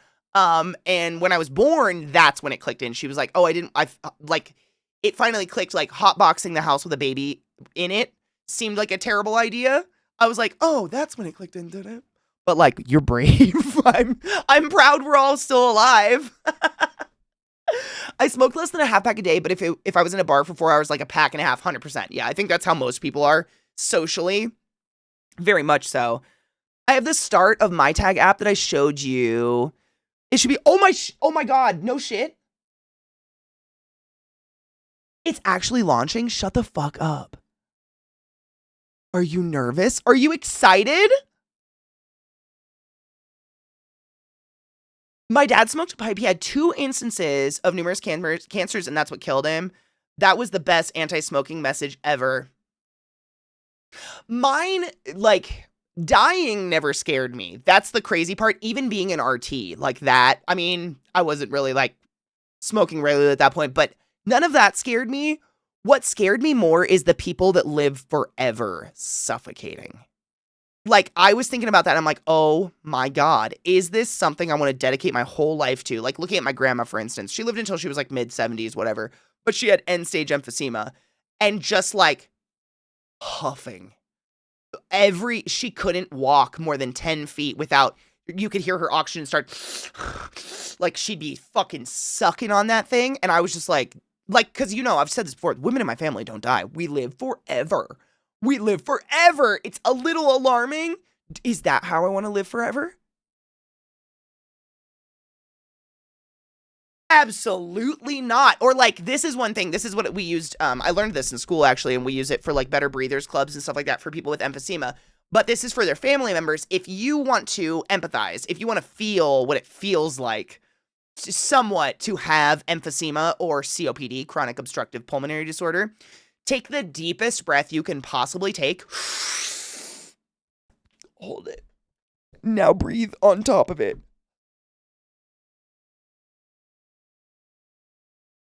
That is genuinely what it feels like 24/7 for someone who has emphysema.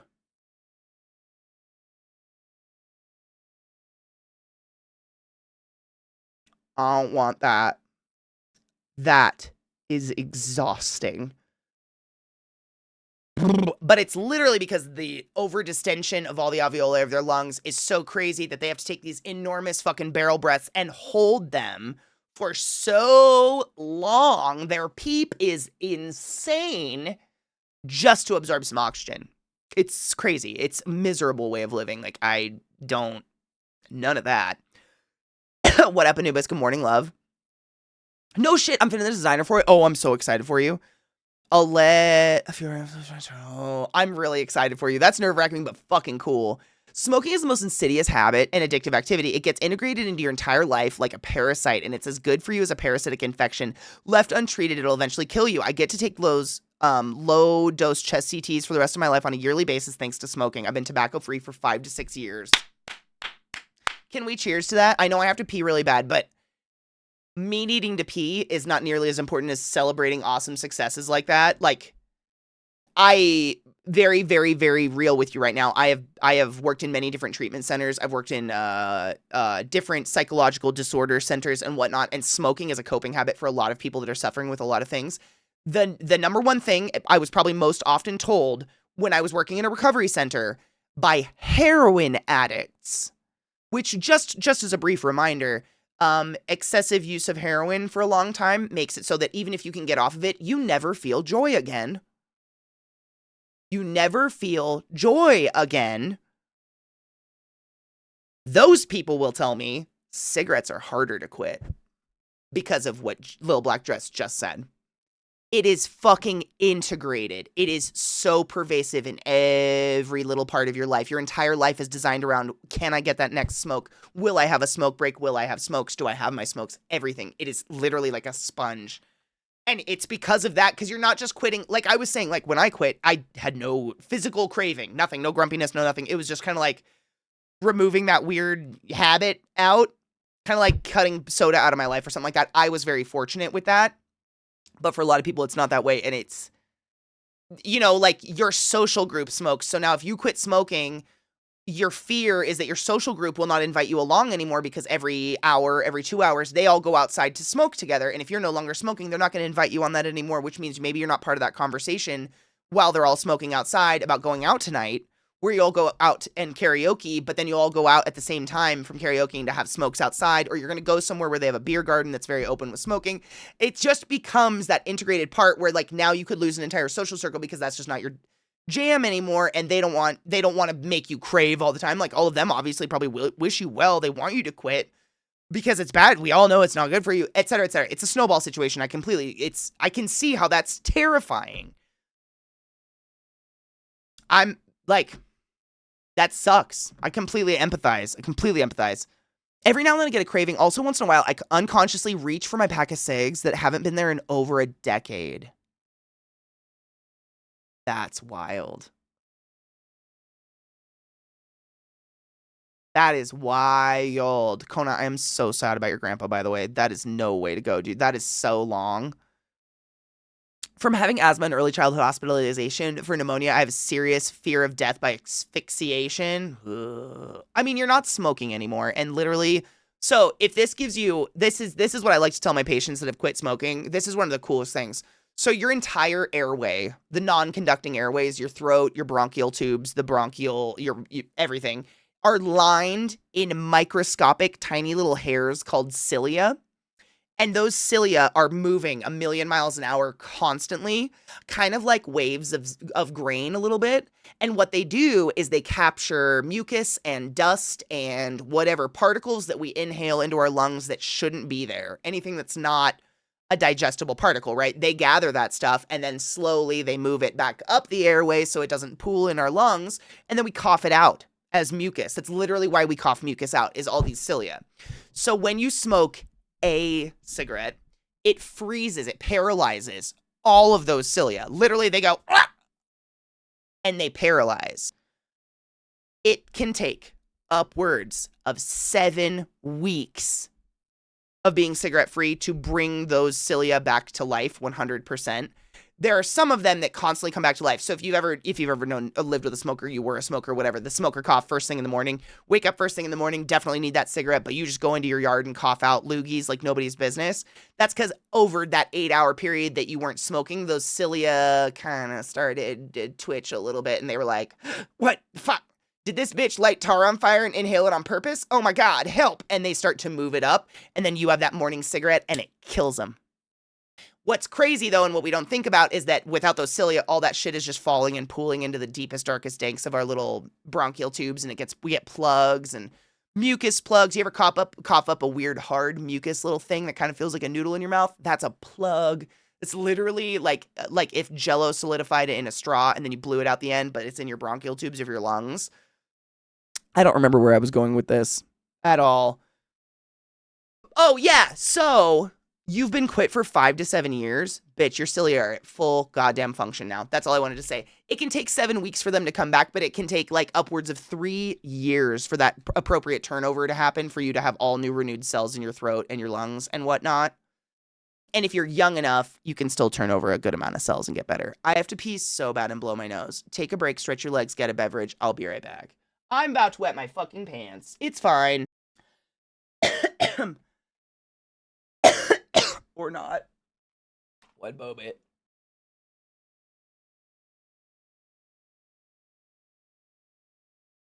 I grew this. I just picked this out of my garden. I went and looked and I was like, oh no. They're getting too big. What do I do with squish? TOS, I know, right? She's a knob. But I think it's, yeah, I think you're supposed to actually pick them when they're a little bit smaller than this, because they start getting woody. Like fibery. I know. I have so many squashes now. It's sunworm. It is. Honestly, I'd never put this anywhere near my vagina. It's covered in tiny little spikes. Squash, if you've ever touched squash, they're covered in like a velvet. Can you imagine that up any hole of your body? Absolutely not. I know. I've been looking, honestly, V, I've been looking up recipes on how to like maybe pickle some of it or just can it, like pressure can it. For use later, because there's easily 10 of these out there right now, this size. Right now. And that's the first harvest. It's too much. I'm going to have so much goddamn squash. And zucchini. The zucchini is coming in a little bit later. But zucchini I know what to do with. Motherfucking zucchini bread, bitches. Yum. But like,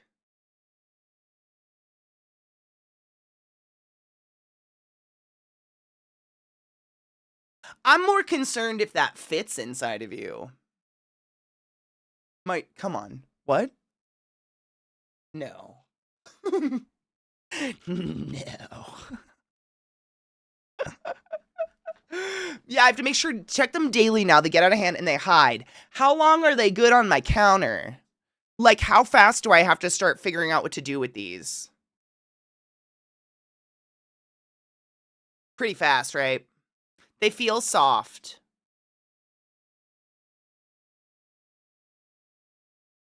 I'm sorry, Slimmy. But, like, I can't even, I mean, no. That's a no thanks. Do you like video games? Even that, to be honest, that's a no. That's my wrist. Absolutely not. I think that should be a bodily rule.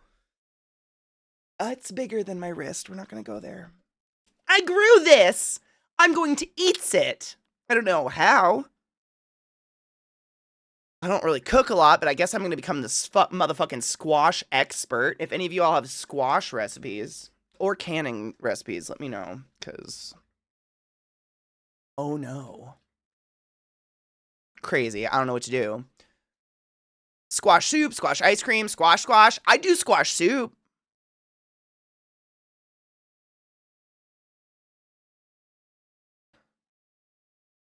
Put a basket of your extra produce by the sidewalk. All those wellas will come. Dude, I'm not. I literally thought of doing that exact thing. Is it weird? Would people take veggies? I don't want people to think I'm poisoning them or something. I would never. But I genuinely don't want all my food to go to waste. And I live on a corner where people are walking all the time. I could literally set out a little stand and be like, free produce, please come eat it. Please come take it. Because I don't know what, it's going to be so much. I'm at that point where it's just going to start blowing up now. There's already 10 this size out there. It's crazy. Really, Wand, why? Can I ask? Cue that one EMS guy. I know. No. Stop it. No, definitely not. For one thing, I really think the sphincter of your ass could break this. It's very delicate, and that's just stuck in your butt. Now you have to be a nurse's story.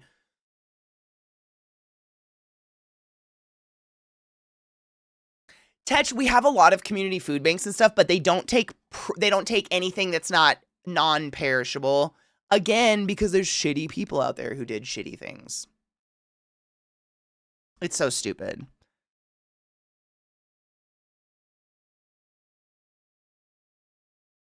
I imagine you could curry squash. Why not? You can do it with any other veggie, right? We do it with peppers, like bell peppers. What do you call bell peppers? Is it courgettes? No. What do you call bell peppers other places? They're the big sweet peppers. I have those growing in my garden, but you do curry with those. I don't see why not. People will take veggies because I'm going to have so many and they're really good veggies. If I walked past a little thing of free veggies, I'd take some. I'm trusting-ish. Make a sign that says it's extra and please take it, folks will. Okay, I'm going to do that. There's so many people around my, house that are literally cooking constantly. I smell their food. They're amazing chefs. They'd probably love it. I just don't know who they are. Eat my bat! Just kidding. You know, if I didn't live so close to an elementary school, I would do that. Paprikas! Thank you. Yes, I have some of those. I don't even know if they're blossoming yet, but I have the plants growing in my yard. I'm really excited. I love those. Those are so good. What are we fixing? Oh my god, did you not see? Look what I did. I have a lot of these in my garden right now. So I now have to find all the recipes on how not only to eat it, but to preserve it. I'm going to need to can a lot of it or something. The chat has given me the idea to put them out on the road for people to take because there's going to be so many. I think that'd be a good idea. Because once the zucchini start coming in at the same time, they're basically the same thing, right? I think we just have funny names for them in the US, but they're all like a courgette, I think. Just a different color. I'm gonna try, Vile. I have pickling cucumbers growing right now, but I'm gonna try to preserve some of it. It's just, there's so many of them already, and I went out there with the dogs and was like, oh, I gotta pick it right now. Smells like my garden. I'm so excited to make pickles. Honestly, I'd pickle everything if I could. Pickling is my favorite. I love a pickle. A pickled anything, really. My limits are not there. I don't think I've ever had pickled squash, though. But I thought about making, like, squash soup and then pressure canning it or something. You can freeze the squash. Would it be, like, what's the advantage to cutting it up and freezing it versus canning it? I ask simply because I have very little freezer room. Like, I don't have a chest freezer. All I have is the little drawer freezer in a normal, like, refrigerator situation. But I have a cellar the size of my entire house that I can fill up with canned goods. So, like, is there a difference or an advantage to one over the other? I feel like I'm just on display with it now. For those who don't know, this is my first year successfully gardening in my year out of 5 years, and my garden is blowing up, and it's just like, this is the accumulation of all my hard work and efforts and these guns.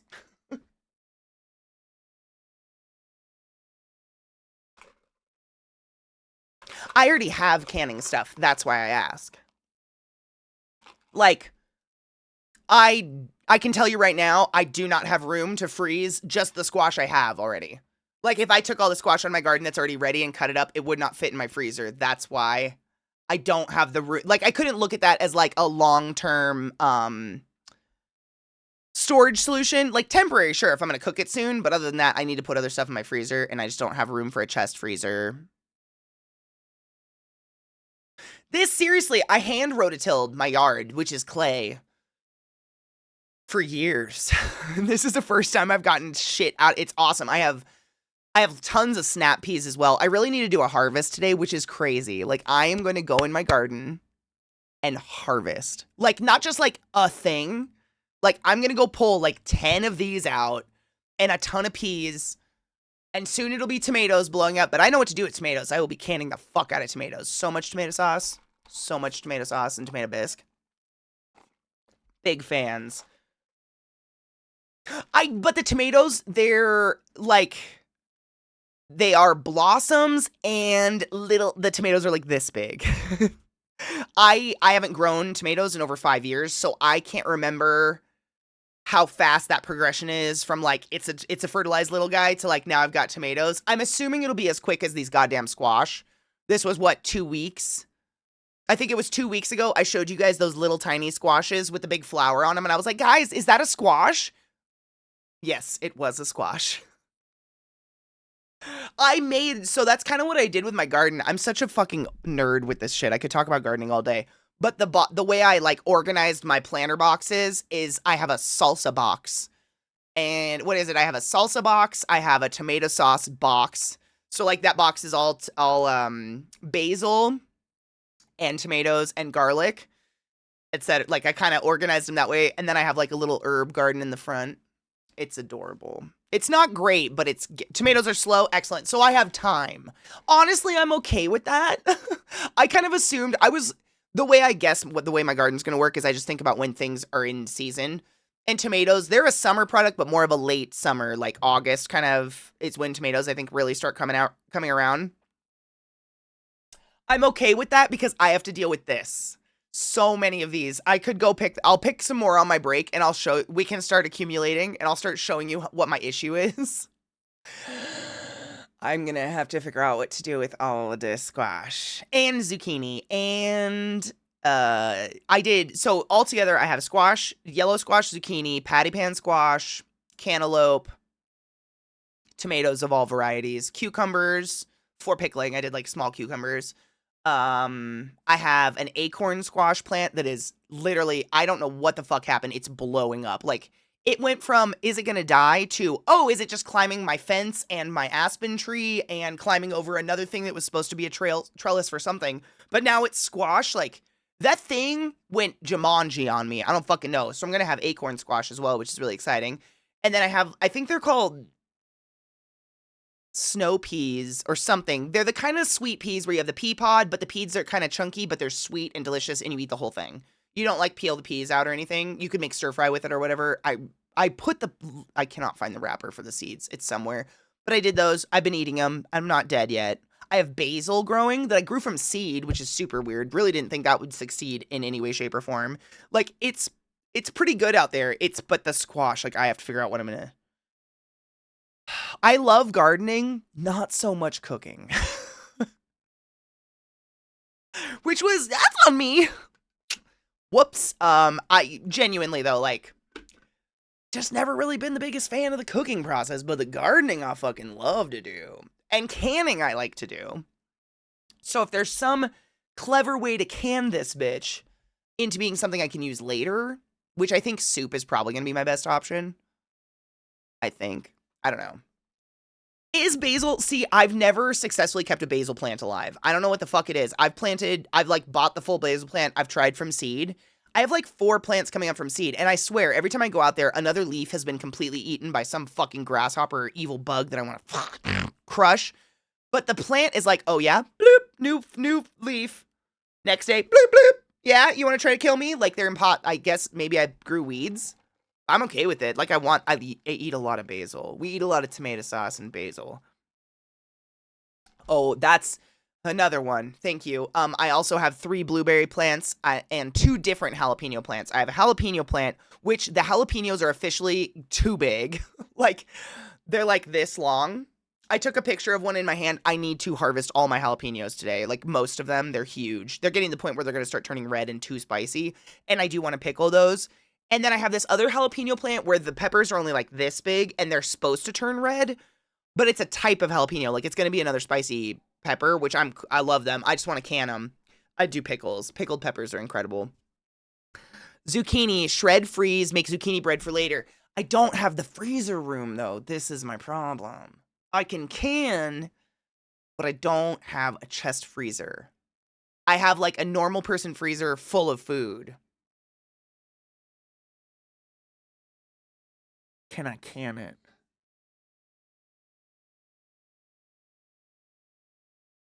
Ratatouille seems like one of those things that's like more about being impressed with the technique than anything else.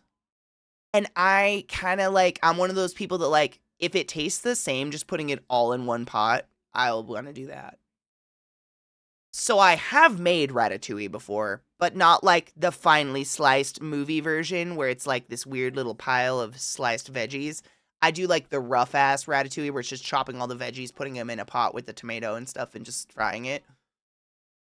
It's not pretty, but it tastes exactly the same, in my opinion. I want to be able to do it with canning. I love zucchini bread. I just don't know. I think this is what I'm going to have to do with the zucchini. It's either shred and freeze the zucchini or make zucchini bread, freeze the zucchini bread, right? I don't know which one would be more advantageous on that one. I think that's what I'm going to have to do with the zucchini versus the squash. Like, I've seen people, like, check this shit. I'll show you my Pinterest. Pinterest is great for this. But I go on Pinterest because I am so visual. I'm such a visual person. And Pinterest is literally just photos. So, like, you know how with Reddit, you go to Reddit and it's links. And basically, the title of that link has to get your attention enough for you to click it. With Pinterest, it's just lots of pictures. And if the picture's pretty enough, you'll click it and you'll go there. And I'm very visual this way. So what I did is I went on Pinterest and I looked up just canning squash. And mostly what comes up is canning squash for frying. Is that literally we're just hot water bathing squash and then straining it and using it to fry? Like, what does this mean? I don't want a quick pickle, though. I want a pickle that I'm going to sit in my cellar for the next year. Because quick pickle means you got to use it in a certain amount of time, and it's going to be in your fridge, and I don't have any room in my fridge. Do you know what I'm saying? Also, I'm the only human in this house that eats pickle. So, like, quick pickle will not get eaten before it goes rancid. Jarred, long-term pickle, like water bath pickle, I can eat that. Do you know what I'm saying? I fucking do. I do a quick pickle all the time, but I'm like the amount of produce I'm getting, Crispy, is like, if you see the squash on my screen, there's at least 10 of these ready to go in my garden right now. Of which I don't even have the counter space, let alone freezer space, fridge space, and otherwise. That's why I'm kind of in like canning mode. Like, I know canning will preserve it. Like, I've been canning since I was a kid. I know what the fuck is up with canning. But squash, what do you do? What do you can squash for? Sometimes I give my wife a quick pickle. Hell, bitch, that's hot. You should always give your wife a quick pickle. You should give your wife whatever pickle she wants. That's just facts. I've never made wine or mead. I didn't grow any Napa cabbage, but I'm kicking myself because I probably could have, and I probably could have gotten some badass kimchi out of it. Next year. That's the problem with gardening, is every year you think you did right, and then you're like, oh, I could have done more. Or you're like me, and you're like, let's just do squash. Let's just plant all the squash. Then what? Now what? And you know what's funny? Once they all started coming out, Zach didn't even know. He doesn't give a fuck what's in my yard or what's in the garden at all. Bless him.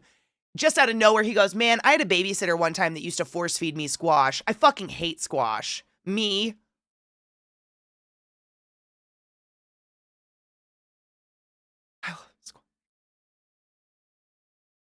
Oh no.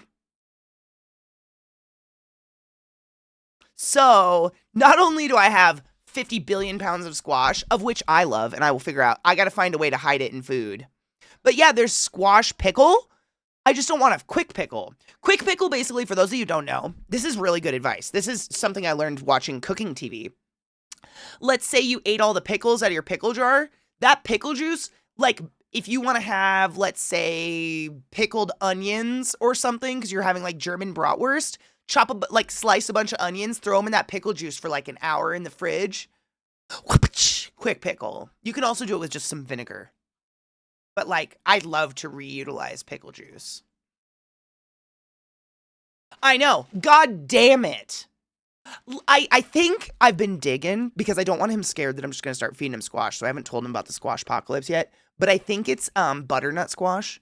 I think he was force fed like some creamy squash soup. Like I think it was Orcus was saying earlier. Juan, were you saying like you hate butternut squash soup or some shit? I think that's what it was. Because this is like a zucchini. Like people have eaten this squash a million times over. I know I've cooked it here. I drink the juice too. I definitely drink the pickle juice. It's so good though. Like I start drinking it before the pickles are gone. Is that so wrong? Cheers. It's right, Erican, right? Yeah. The Hubs was walking past and paused to look because he thought you were playing a card game. Oh, we could play Balatro. I have no hopes. I think I'm getting sick and I'm sad about it. I have like a weird kind of fever and keep getting a little nauseous. I'm just ignoring it. Cheers.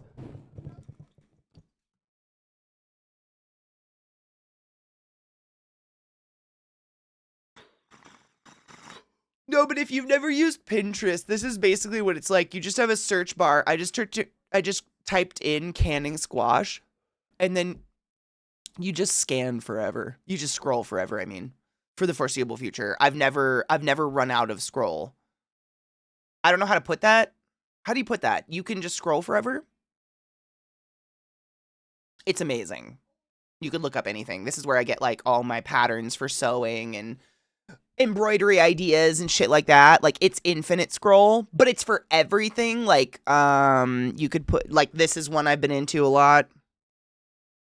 Wing construction. Because I've been trying to make my Mothra outfit forever.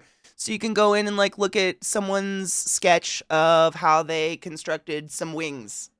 And then because I clicked that one, now it's going to give me another infinite scroll of a million other ideas on how to make wings. Forever and ever. Pinterest is incredible. I wish it wasn't owned by Facebook because it is. I use this tool a lot. It is an incredible tool of magnitudes of just potential on how to do shit. I don't know. If you're like me and you like the why and you look at something and you're like, yeah, I could pay someone a lot of money to do it, or I could just do it myself. Pinterest is great. Taught myself a lot on here. But canning, you can literally just go canning. And it's just canning recipes. There are no more pins. I have never reached that. I don't know if that exists. Has anyone reached the end of the pins? I think the limit does not exist. Honestly, it's one of my favorite. If it's doom scrolling, this is my joy scrolling. Because, like, if I go to just my homepage, my explore page, if you will, it's going to be fun quotes and fingernails and art and crunchy, creamy honeycomb cheesecake.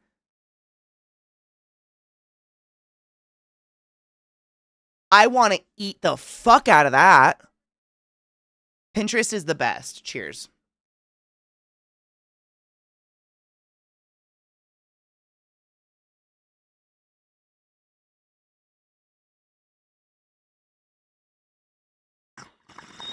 I want to eat the top and the bottoms, not so much the middle.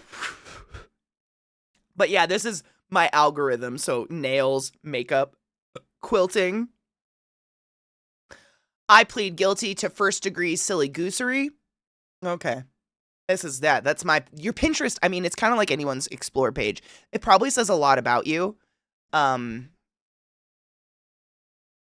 don't know if anything summed up my personality better than a good set of juicy cheeks in fishnet, but also it's a mushroom. I don't know. There are no words. It's crazy. It's great. You should use this. You should use Pinterest. It's amazing. Home canned French fries. Potatoes are one thing I wish I've been waiting for potatoes to get eyes for so long that I'm afraid if I put them in, I won't get actual potatoes. Look at that. Someone designed that. That's cool.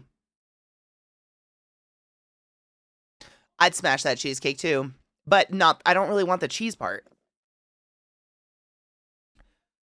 Root and gourd veggies turned into hash browns is the supreme way. Like this, you would turn into a hash brown? Your wife has good taste. That's all I'm going to say, Kels. Your wife knows what's up. Is it because you find something and then you have to go to the link of the page for it? I don't know. I feel like I'm a child of my era where I just make it work the way I want it to work, regardless of how it's supposed to work. You know what I mean? But canning is where I've been because we could look up yellow squash recipe.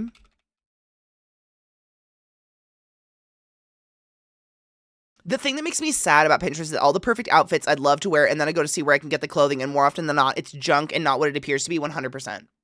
Yeah. I don't really use it for clothing and stuff because most of the time it's just dream stuff. Don't listen to him, he blasphemes!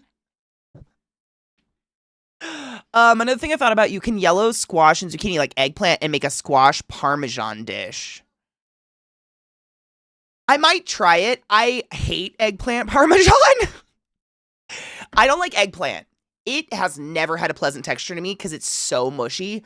I tend to like squash and zucchini better because they're not as mushy. Do you know what I mean?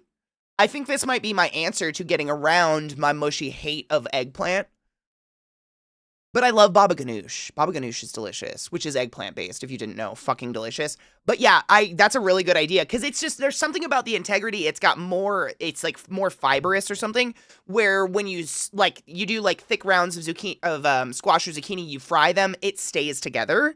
Versus if you try to do that to just eggplant, everything in the middle would just turn to mush. It's weird. Eggplant's different. I don't know. I've never been a massive fan, but I'm going to try it with this. That's a really good idea.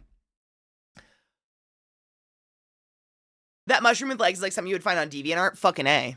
You can find anything on Pinterest. It's pretty crazy. I recently made homemade chips. They weren't as crispy as like. I'm going to try boiling the potatoes, then slice and fry them. So what I've heard and read and like seen people on the internet do, allegedly, the best, most perfect French fry / chip you're ever going to make, apparently, is a double fry method. Yeah? It's like you parboil the potatoes, cut them into whatever desired shape you want, fry, bake, something like that. It's a fucking process, but man, does it give you the best motherfucking French fry.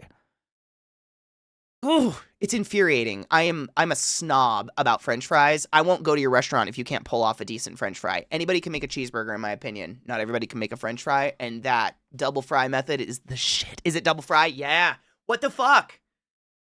I did it a while ago, and it was the best French fry I've ever had, but I was like, I never want to do this again. Like, unless you have a deep fryer. It was so much effort. But God, it was the best fry. Put me on it a few months ago, and I didn't have a problem going through it. Wait, which part? Oh, Pinterest. Yeah. I try to spread the good word of Pinterest. I don't know. It's really, I genuinely, like, I haven't bought a cookbook or a how-to book in so long since, I mean, literally, Pinterest has just taken that because you don't need to. It's all right here. People have done it all on the internet for you for free, and it's awesome. And you can go find it. Moist lemon yellow squash bread. Oh my God, this is why I needed to look at this. Here's the fritters. Is this what you were talking about when you said make them into hash browns? See? I wouldn't even, there's the soup. I would never even thought of half of these things. What's the first thing we should do with our squash, my dudes? Yellow squash pickles. I'm going to need that. We're going to need to get ourselves some pickles. The coolest thing about Pinterest, in my opinion, is basically you click on a link. I open another page because I'm a link fiend. You know what I mean. Anyways, so you pick up that link. The website, this is the website. Go to the website. Sick. So now I've got my pickle recipe by Michael. Hello, Michael. Eye contact is intense. But now I can scroll again. Once again, infinitely, and it will be recipes that relate to this pickle recipe. So like cool tattoos of pickles, or another pickle recipe, or whatever the fuck that is. Yellow squash tots. Oh, yum. I want to make yellow squash tots. Spicy pineapple jalapeno something. Rhubarb relish. Jalapeno jam. Ooh. Frog balls. Dandelion jelly. Peach zucchini. I don't know, dude. You could go forever. Vile, why would you leave? I never like eggplant parm until I air fried the eggplant first, followed up with a broil in the oven. That probably dehydrating it, because aren't you supposed to cut it up and let it dry anyways? You like pat the moisture off eggplant. I've tried to cook it many times and I just don't like it. Fritters in the US have two different meanings. So there's an apple fritter, which is like the dough, and it usually has fruit or something in it, and then it's deep fried and then glazed. But then there's another fritter that is nothing like that at all, David. And now I'm feeling bad because English is a stupid language and we just bastardized it. So you've got your apple fritter, right? Like a donut. Then you've got this kind of fritter, where it's usually shredded potato made into like some sort of little patty, and then you fry it. No fruit, no glazing, no deep frying. What a bastardized language. I don't know. Both a fritter, though.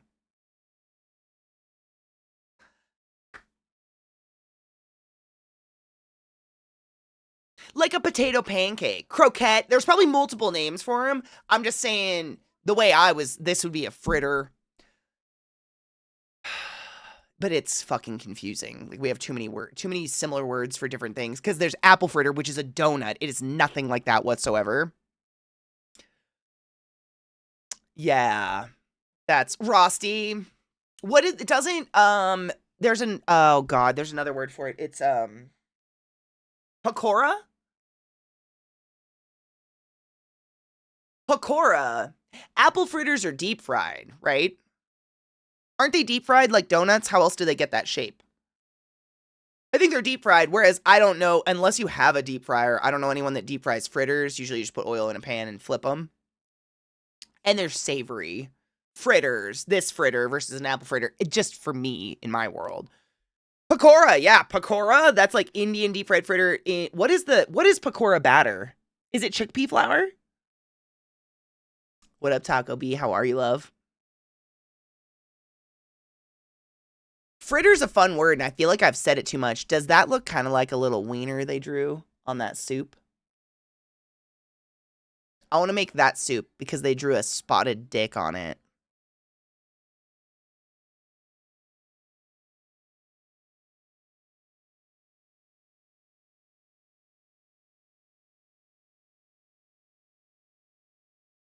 There's so many things you could do on Pinterest. It's pretty dope. Anyways, that's my journey. Yes, Indian fry bread. Fuck yeah. I mean, they just call it fry bread, but yeah. You just gotta like, it's just like carbs fried into some sort of round thing, right? That is like a universal cultural crossover. People fry shit because it's better that way. My Grinch phrase? Okay, Katie, okay. We have an apple fest around. When we used to go, we'd get apple fritters, caramel apples, and oh, yum. I love apple fritters. Where I grew up, I mean, middle of nowhere, population nobody, but we did have this weird little fair every year.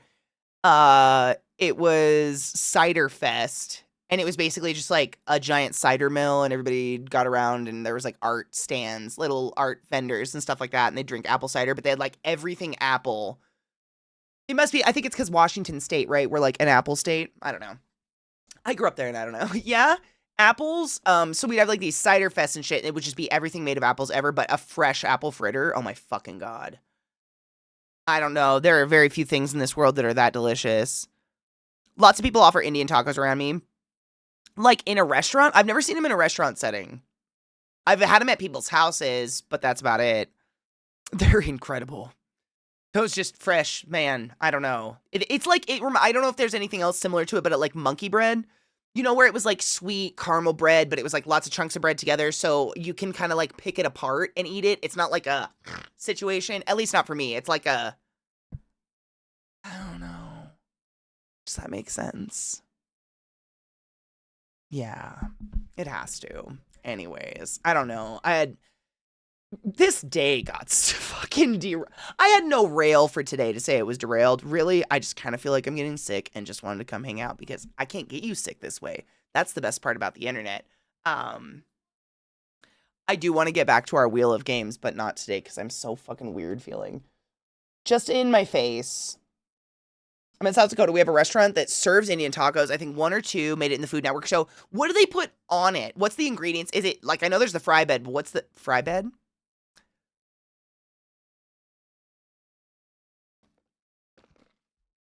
Yep.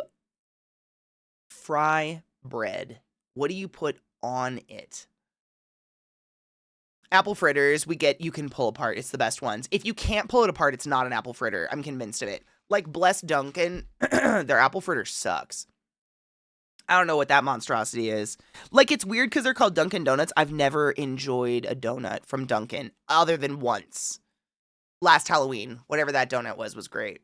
That was it. And I love donuts, but theirs kind of suck. Less seasoned beef. Oh. Not even bison. I don't like it. Yeah, I like seasoning. I grew up in a household where like it was salt, but very, very, very little salt because most of the men in my family died of like heart attacks and shit like that due to clogged arteries. So my mom was really nervous about salt. But no pepper. I grew up in a house where like black pepper was considered spicy.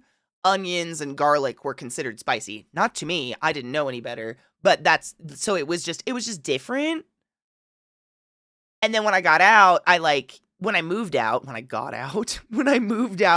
I like had pho for the first time and had sriracha, you know, I had sushi for the first time and had wasabi. I had like real Mexican food. I had Indian food for the first time in my 20s. That blew my mind. Thai food for the first time in my 20s. That blew my mind. Like all of these spice profiles that are just so different from each other and so fucking amazing. I love spice. So now I feel like if it doesn't have spice, it's not worth my time.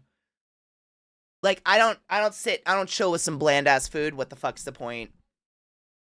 There ain't no point. I live that way. The Hubs is opposite of you. He hates DD coffee, but loves the donuts. I don't even know if it's good coffee. Like, it's the cheapest, most basic coffee I can find when I'm out.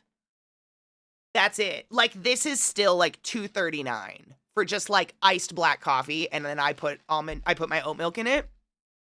And it just tastes like coffee. It's not weak. It doesn't taste burnt like Starbucks. There's no fucking weird fruity ass flavor in it or something. It's just coffee with oat milk in it. That's it. And ice. And that's all I want. And like, man, the rest of the places, like, have you guys ever been to a, what are they called? Dutch Bros? Dutch Bros just straight up is a coffee place that doesn't serve drip coffee. You ask for a coffee, like, can I just get a large coffee? You're going to get an Americano, which I can taste the difference. I'm just not into it. I've never been a big fan. Espresso isn't my jam. I just want coffee. I'm here for the energy because I'm feeling like shitty. That's it. And Dunkin' just does the most basic, straight up, it's coffee. And it's pretty inexpensive. Fairly.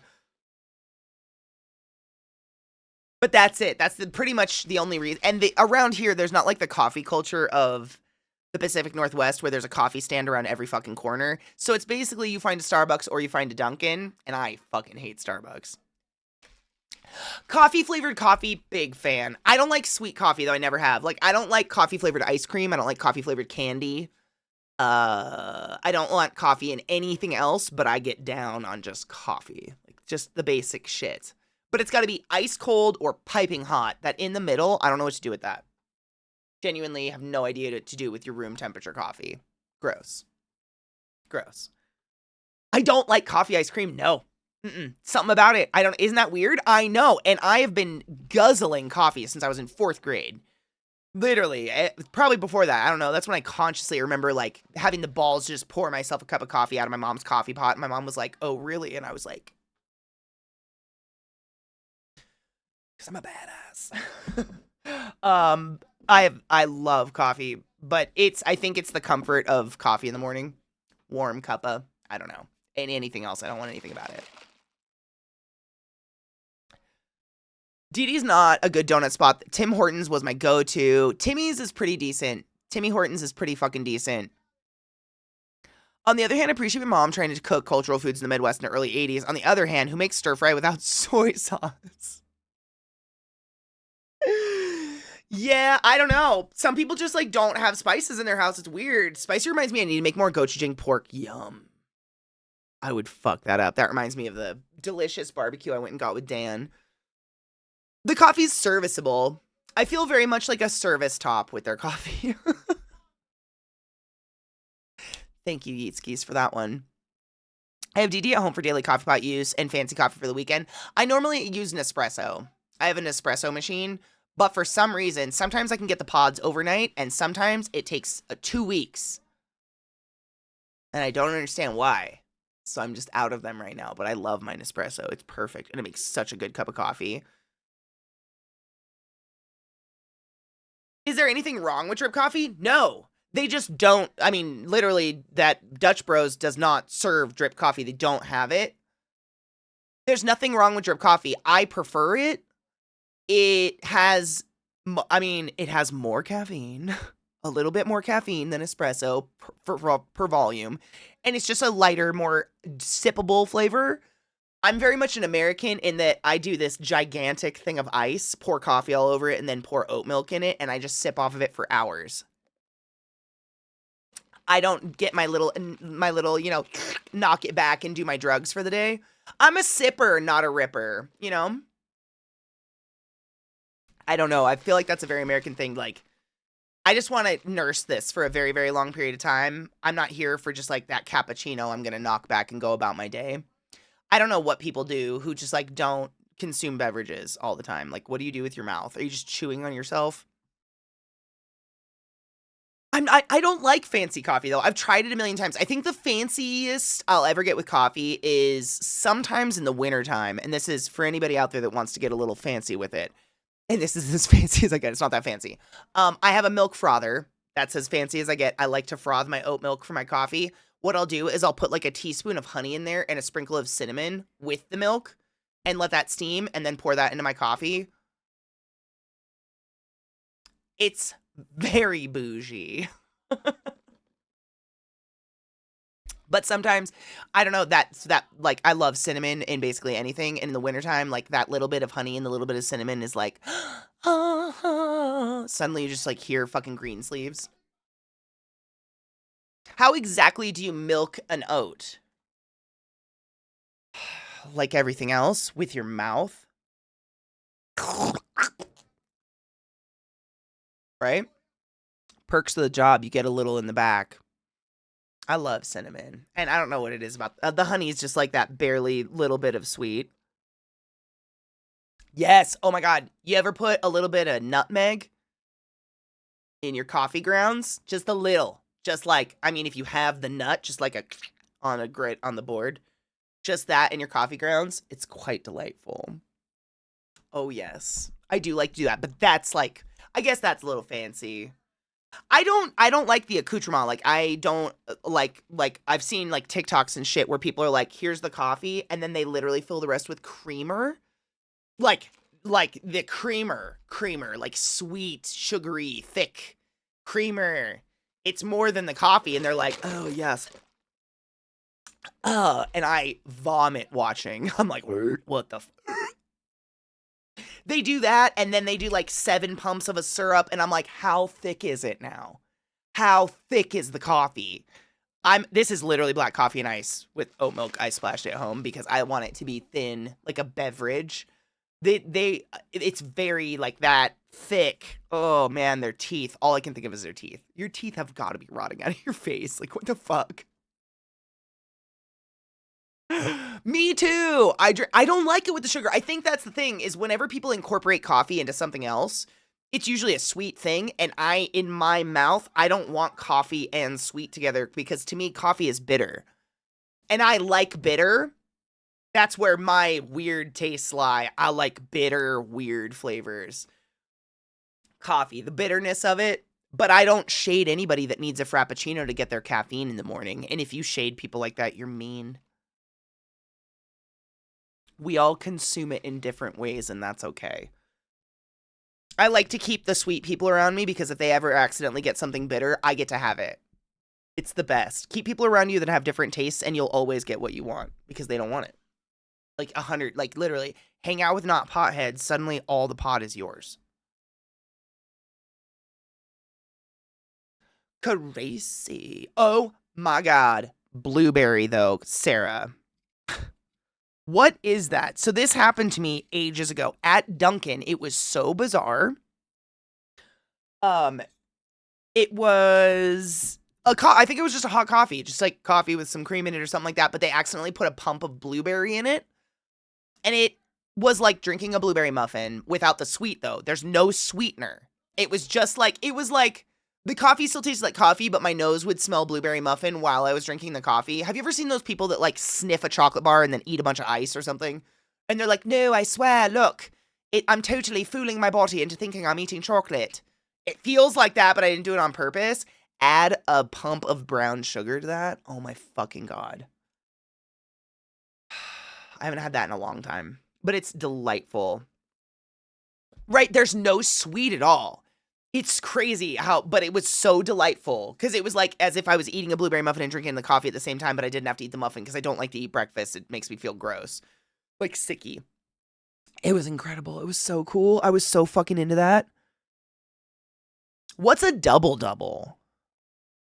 I don't like too much sugar, but I will put some in my coffee to slightly lessen the bitter. Oh my gosh, she witch. So if you ever get coffee that's too bitter, try this, because I did, and I swear to God, it actually did something. But I don't know if it's just my mind playing with me. So someone taught me this. Like, if you go to a diner that has shitty coffee and it's just like, it's burnt, you can tell it's been sitting out for a while. Bless them. It's probably just not great. Literally put like 1 or 2 grains of salt in it. And all of the sudden, it's palatable coffee. And I was told this one time, and I tried it, and I swear to God, it went from like coffee to like, wow. Is it real?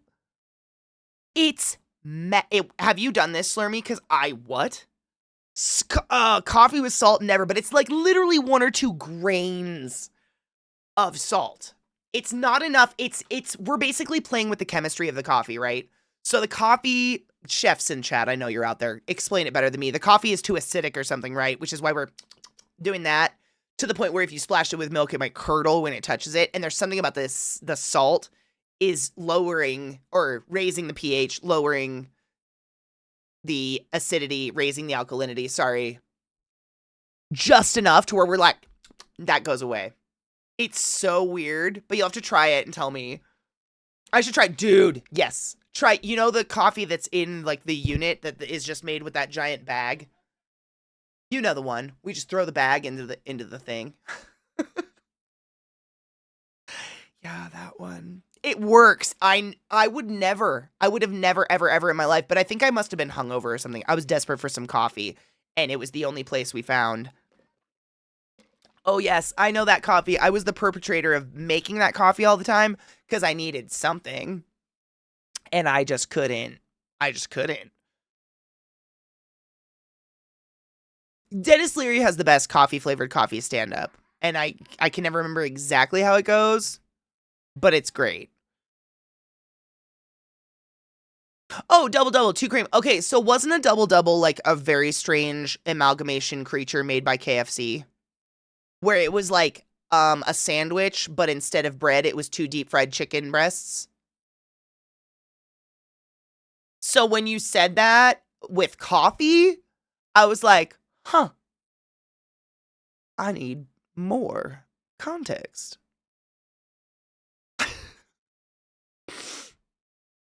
Was that a double down? Okay, not the double. Okay, there we go. There was my confusion. Sorry. Deep fried chicken, the coffee. Did you, was it Arby's? I want to say it was Arby's came out with like an Arby's sauce flavored cologne or something.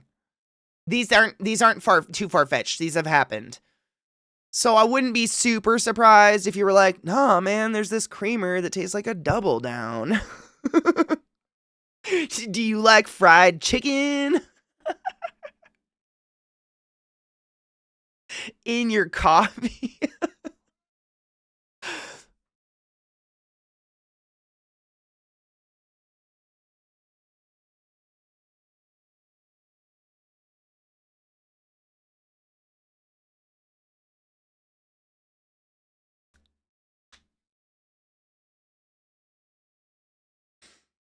Why though?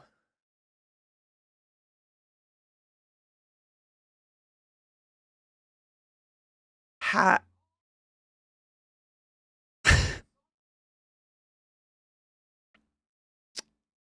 Burger King's limited edition baby body burger. I'm sorry, what?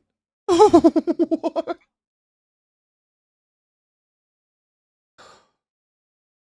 Baby body burger, though. Wait.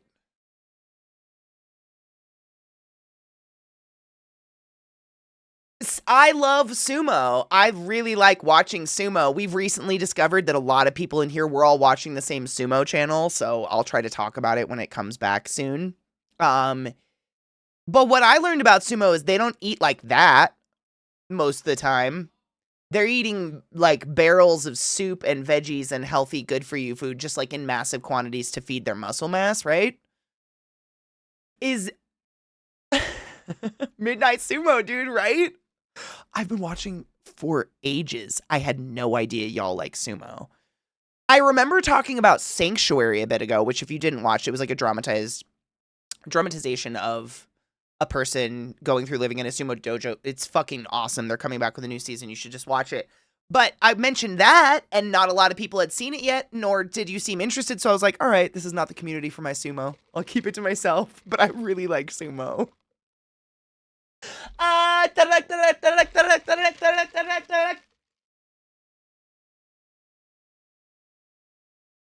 It gives me a happy in my soul.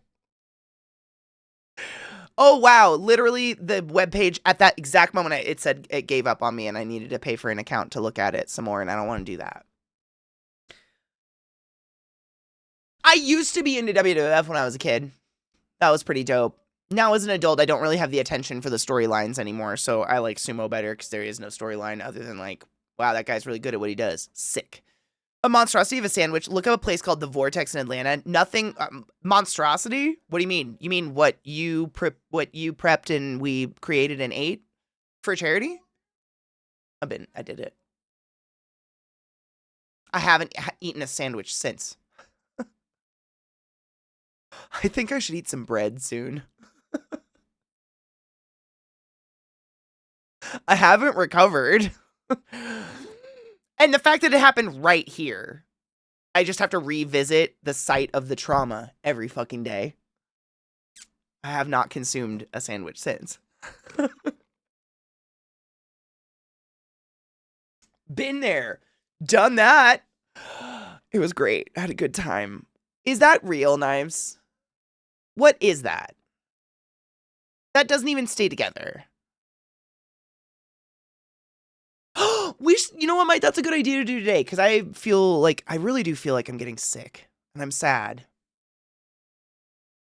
But I didn't want to start anything new today, and I have no idea how much further we have in Slay the Princess, but I know that game goes on and on and on. It kind of is like infinite a little bit based on your decisions, but it doesn't take a lot of brain power. Other than reading, I can do that. It's real. It's just so ridiculous because, like, how big was that? No one can get their mouth around that. It's just got to be a gimmick, right? Exactly, Mag. My thoughts. Like, I love something ridiculous, but that's...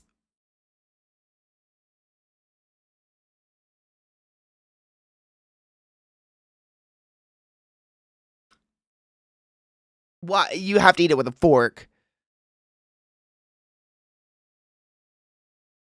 Oh my god, cuteness. I'm on late at night. You should add me as a friend. I'm literally fishing almost every night. I literally don't even have the energy to do that right now. That's how poop stick I feel at the moment. Unfortunately, but I've been working on my house and fishing at nighttime after movie night. That's what I do before I go to bed. I agree. I don't like a stupid tall sandwich. I don't like any sandwich or burger that I struggle to get my mouth around because I assume you've put most of those ingredients in that burger because every bite, if I get all those ingredients, that's a perfect bite. I'm assuming that's what the theoretical person who's created my sandwich has done for me, yeah? So if it's a sandwich where like I'm biting the bottom half and then the top half and I'm kind of having to do this wheedle around and I've got a pretty decently sized mouth, why did you do that? And I don't want to my sandwich. That feels weird. I'll do it at home, but like in a restaurant, if I have to like, I'll disassemble it. I was going to say the same. Like, I'm going to start taking shit out of it so I can eat it like a human. I just want to like eat my sandwich like a normal person. I will have to take something out. Sorry. Yeah. If the burger can double as a pillow, it's probably not great. Palia was the other one I was thinking of because I installed Palia and that's a cute, cozy, like, I don't think there's any effort involved in Palia other than like, we're gardening. Sarah was kind enough to give me a code for Palia. And I don't think we've played that on stream, have we? So if you guys want to see Palia, that's another one. It's supposed to just be like the cutest, cozy, like, gardening, adorable game you've ever played. I don't know. So many of my friends are addicted to it and I've just never been able to play. Because I fucked up my first like game and you can't start over. The entire point of the OG sandwich was not needing a fork, right? Or gloves. Wasn't it gloves? Wasn't it that you had to use gloves because all sandwiches are open faced? And so by putting them together, suddenly you didn't need gloves anymore. You could just fucking eat it without touching the food. I feel like I read something about that, but I don't know if that's real. That game, yes. Literally, like, Andrew and Sarah and a few other people in our community all had, like, early access to it, and so they got addicted to it rapid fire. And I think it was Sarah actually gave me a join code, so I tried to play, and something got fucked up about the game where the load times, it's so stupid, but the load times between just getting back to my house and not were, like, up to 45 minutes. But one thing about this game is you can only have one account, one character, flat out, and, like, I don't know how to start a new account. It's borderline impossible. I've even Googled it. So I uninstalled, wiped it from my computer, and Sarah gave me another code. And I'm a sucker for a cute gardening game. Nothing to be said. I think you can even have chickens in this game. I'm a sucker for a cute farming game. And something to just sit around and lazily do that doesn't take any effort. Like brain, you know. Like playing Baldur's Gate, I definitely use my brain. And I just sometimes don't want to use my brain anymore. Sometimes I just want to, you know, mentally be jello. Rachel, do you like it? I think it's free to play. You shouldn't have to give your food CPR. Unless it's, and I know that like y'all Brits have another name for this. I don't think we have a name for this. US people, tell me. In my house, it was, that's fat people food. It's horrible. I grew up in like the most ridiculously fat phobic environment. I can't even fucking tell you. But basically like any form of a sandwich where you put chips in it. Crisps. That was kind of a necessary step. It wasn't like a fucking, but like you had to do like the, right?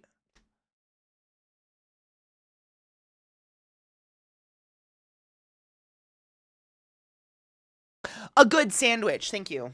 I know that like every culture has some sort of sandwich where you're putting chips in it. Crisps, deep fried potato product, potato buddy, crisp something. We do it with, I mean, you want to know what I used to do? This is weird. I'm not, this is a safe place, right? So a peanut butter and jelly sandwich with crumbled up Cheez-Its inside. And or / goldfish.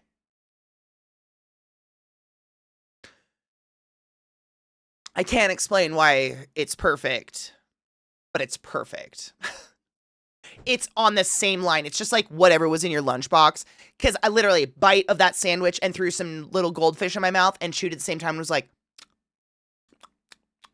oh, fuck yeah. Into the sandwich. Oh, God, it's that salty, cheesy, savory, sweet, bullshittery. Man. Like, all I can think of what's that pickle spread you guys have in the UK? Incorporate that in there somewhere. Fuck me up. Fuck me up. I might have to make a sandwich soon. It's been a while. Oh, Sarah. Oh, Sarah. Wait. I hear your Cinnamon Toast Crunch, and I up you a fluffer nutter with Cinnamon Toast Crunch inside. Did we make a monster, or are we fucking mad geniuses right now?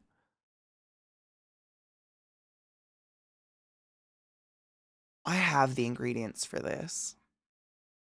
I don't have Cinnamon Toast Crunch. I might have to do this. I know.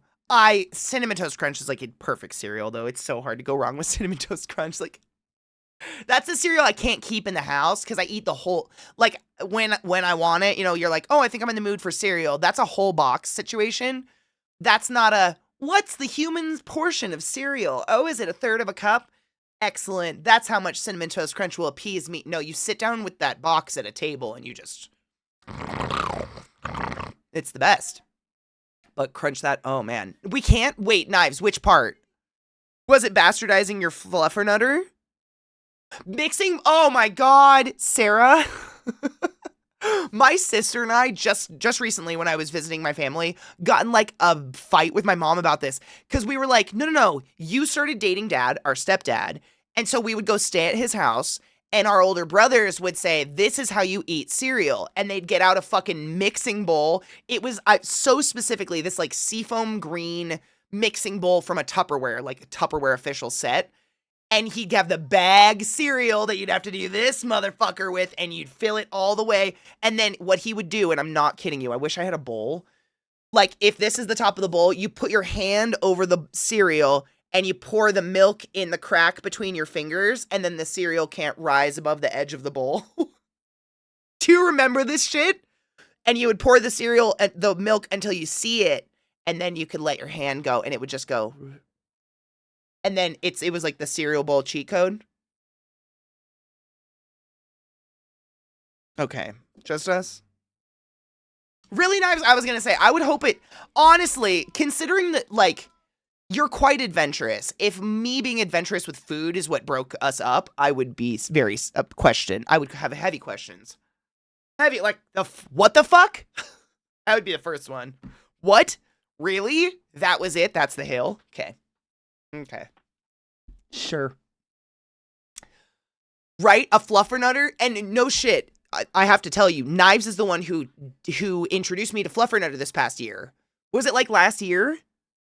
Never in my life have I had peanut butter with the marshmallow. Because again, growing up in a very fat phobic house, marshmallow, that's fat people food. I can't have that. So that just wasn't in my repertoire. I didn't eat that for the first time as an adult until last year. And now I do this on the internet. Watch out! Don't give your kids fluffernutters. You never know!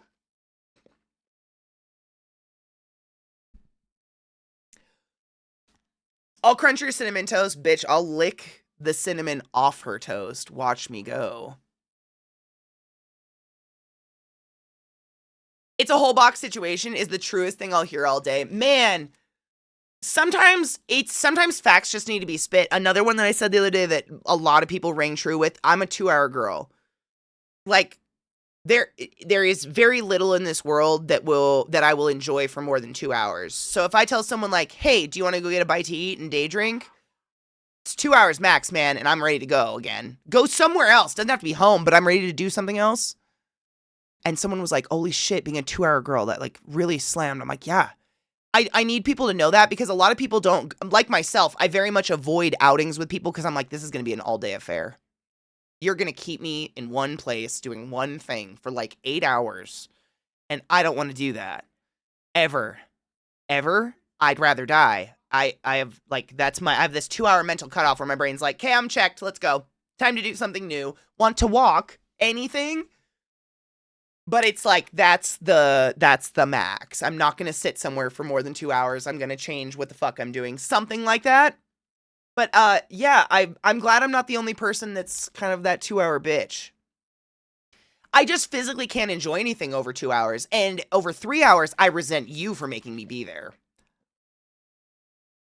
Because at that point, I'm firmly set in, this is not entertaining, I'm very bored, and I kind of want to go to sleep. And the only thing keeping me from leaving and finding that sleep or other activity is you. Why? It's terrible. It's terrible. Why would you do that? I don't know.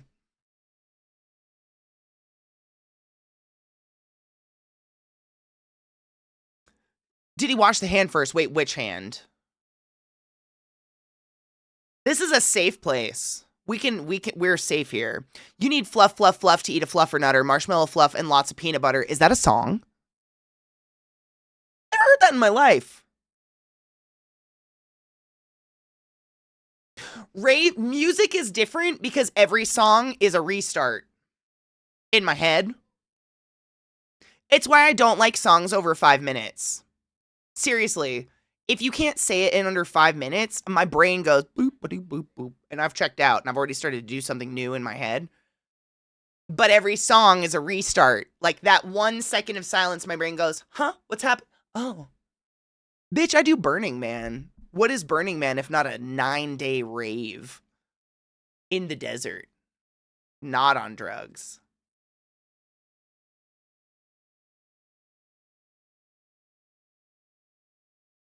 Just saying. It's all in the situation. Good morning, Jenna. How are you, love? Pushes 40-minute pop progressive rock songs in her collection to the back. Prog rock, man. Some of it's all right. It's background. It will always be background music for me. Prog rock or like jam bands. It's genuinely though, don't ever be offended if someone's not into your music if you're into that shit. It's a literal mental spicy actual thing.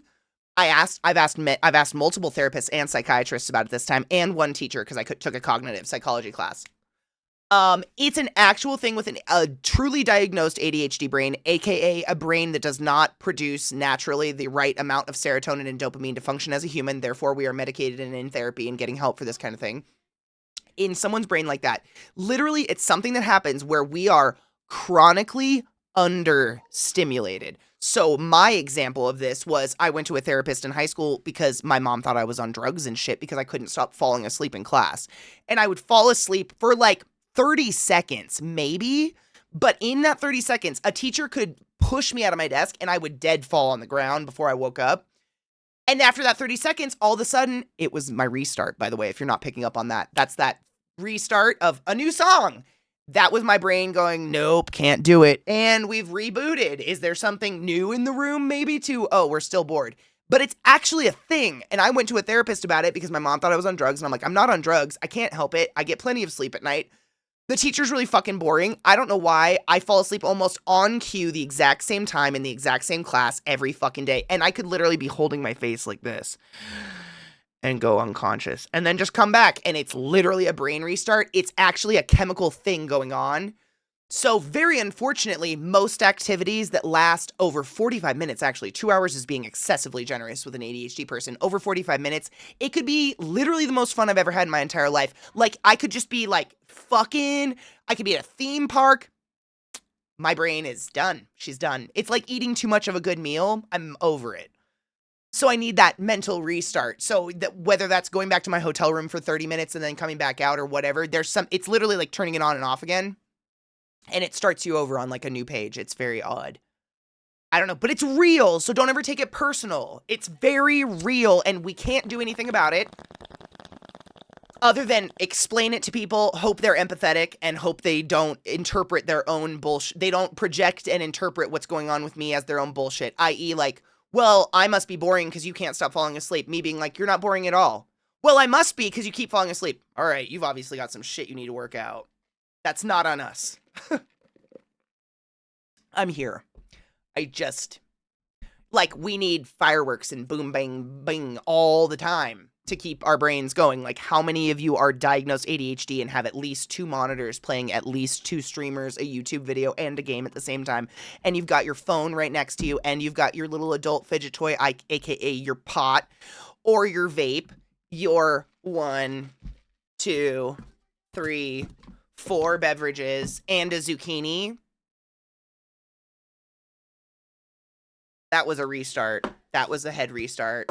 This one's still going. This is a constant maintenance. It's all just keeping your brain and mouth kind of stimulated at different times with different textures and whatnot to keep you from doing those little micro naps. Mm-hmm. Did you not see my squash? It's huge. It smells like garden. You know the smell. Dude, for real. I mean, it's all fun and games until you look at my fingers around it.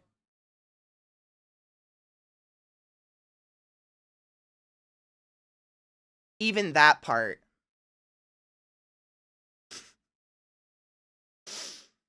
It's all fun and games until you realize that it's thicker than my wrist.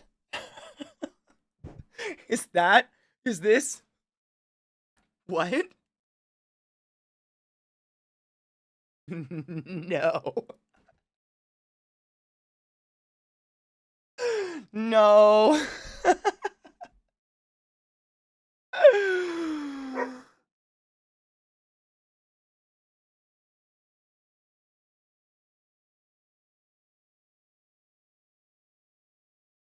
That's my girl back there being a turd. Fucking nerd, 100%. Don't threaten me with a good time. You will be hearing from my lawyer. I know I'm not the only one. When I was a kid, my mom used to make fun of me because of all the beverages I had out. She still does. She'll still bring it up. Remember when you had to have like 10 drinks at once? No, Mom, I don't remember that at all.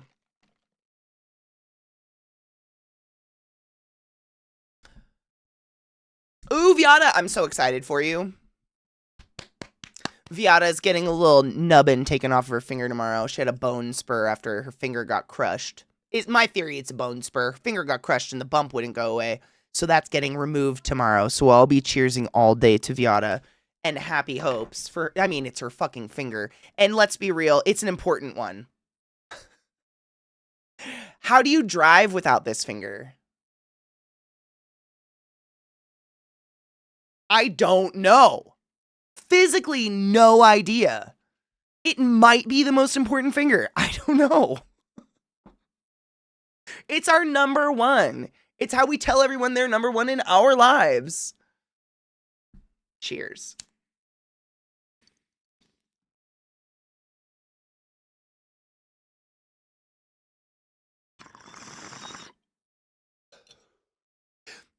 Mag, there's actually a whole thing to it. I've seen memes about it where I can't remember. People in chat might know it. It's like you always have hydration, caffeination, funsies, maintenance.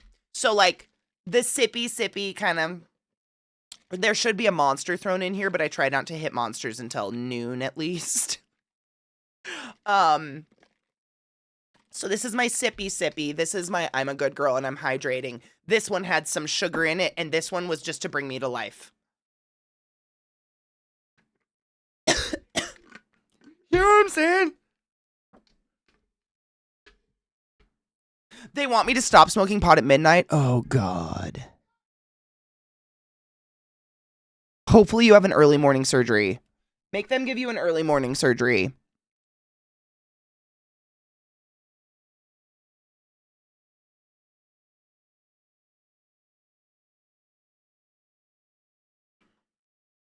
You are an onion, layer after layer after layer. Can I be like a parfait?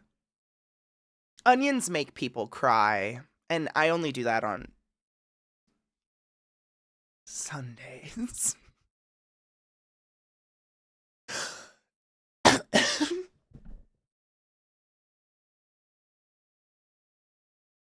Yeah?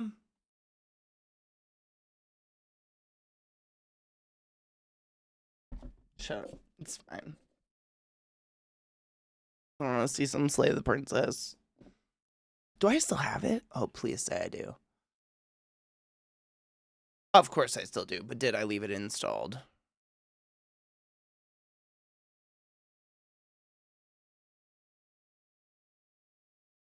I've heard it said, or Steam's gonna crash. Okay.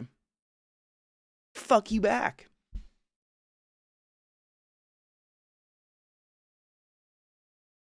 Showing their strength on the monster. Yes. Oh, Jenna, I got up to 3 a day. I had to, I haven't, I think yesterday was my first one in a long time. But I went like 2 weeks without one. I know. They're just, it's because it was so hot outside, and like, doesn't that just cold, fizzy, citrusy beverage sound so nice at 7 p.m.? And then I show up on stream like, guys, I just don't know why I couldn't sleep last night. It's crazy. Anyways, this is Wonderwall and my 5th monster today. Same. Normally, I have one, if that, and it's my treat. And it just became not a treat anymore. Very routine, and I probably wasn't drinking enough water. I don't know. It happened really quickly, and I was like, okay, we gotta stop. What's the ring finger good for? I know pinky is super important. So straight up, your ring finger is what you should apply everything you put on your face with, because it's the weakest finger on your hand. So it has the least pressure and drag. So you do the least damage to the collagen in the fine parts of your face with your ring finger. Other than that, I literally have no idea what it's good for. It's the only place my rings fit.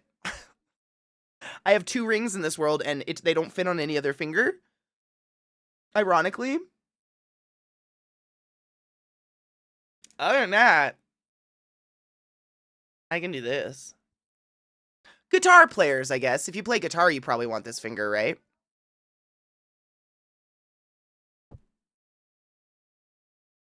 Oh, they would fall off the pinky. That's the problem there.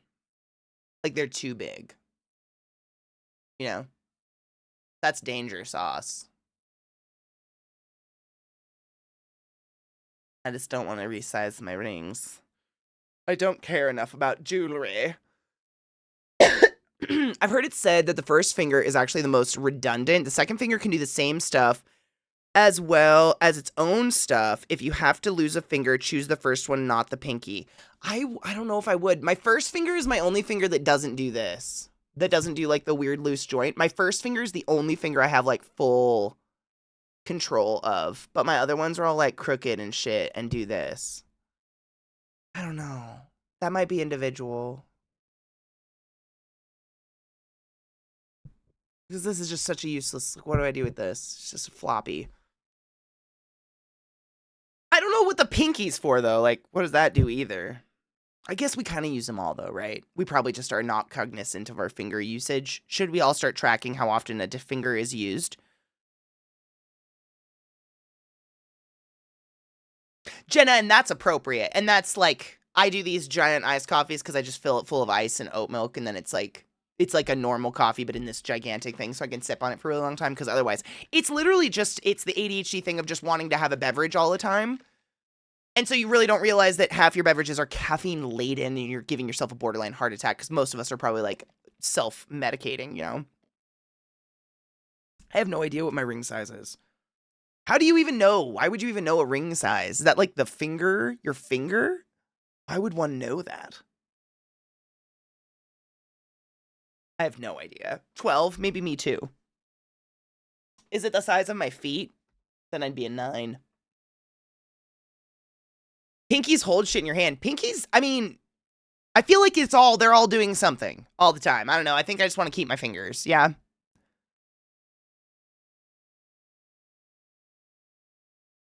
Your phone. Yeah. I mean, a book. Like if I had a book nearby, your pinky holds a book open, which I don't have nearby. But you know, like, I think I want them all. Yeah. I think I want them all. They have measuring tools for rings. So it's just like knowing a ring size. Oh, I guess for like people that buy into the diamond industry shit, yeah.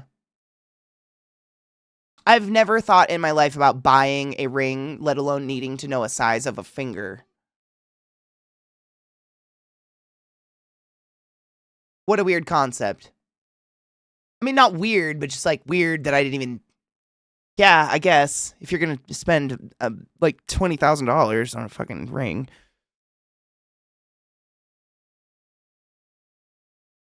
To pinch spices? That's adorable. They want me there at 10 a.m., so should be done on my way home by noon. Fuck yes! And that means you guys are pretty far away, so you'll be heading out relatively early in the morning.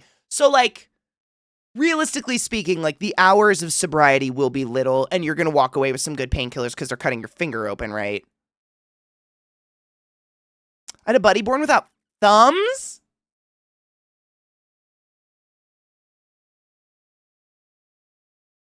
No.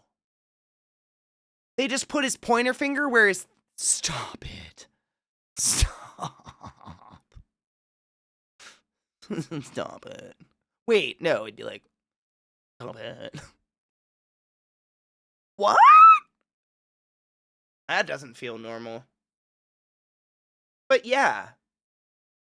I guess it works. Your buddy's an alien. I'm into it. Like, I'm not hating, but as far as I know, only cartoon characters and aliens have 3 fingers.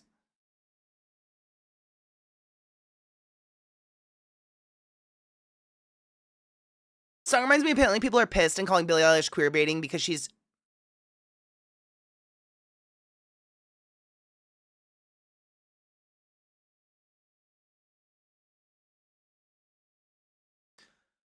What do you mean? The gay community went after someone bi again?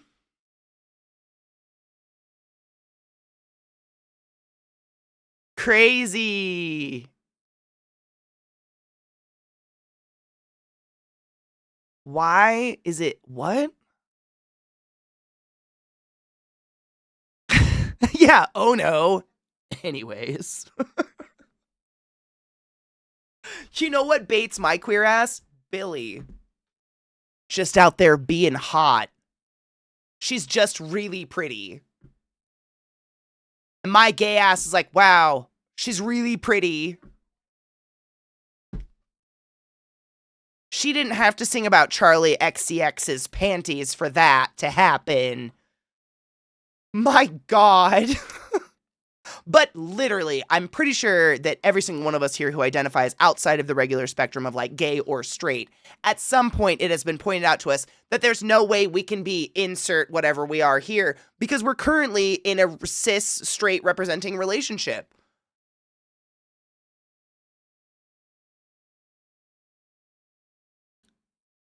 Okay. Does that mean you're only straight right now and that when you're not with your partner, you're not. Like, I don't quantify it for us. Dude, verse, right?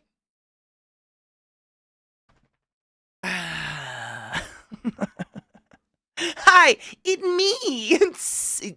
Dude, I know that represents so many of us here. Viata said it too. Oh, bi folks getting told we don't count if we date the opposite sex must be a day that ends in Y. What's crazy is, I'm not saying we're the only community, but it is wild how much our community loves to go at us. That's what drives me fucking crazy, is more often than not, when someone comes at me in the past about anything like that, they were LGBTQIA+. And I'm like, what? So in order to be part of your club, I have to be like acutely at the moment sucking on a labia. Like, is it gay enough now? What?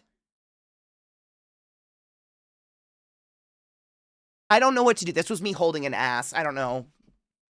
It's just so bizarre. It's so bizarre. I'll never understand it. And the vast majority of people I know, they don't understand it either. And they're like, what do you mean? Why does it matter to them how you identify and who you're currently licking the genitals of? I don't know. Because how I represent and how I feel my sexuality is shouldn't matter to you unless we're going to have sex. And chances are that is slim, so.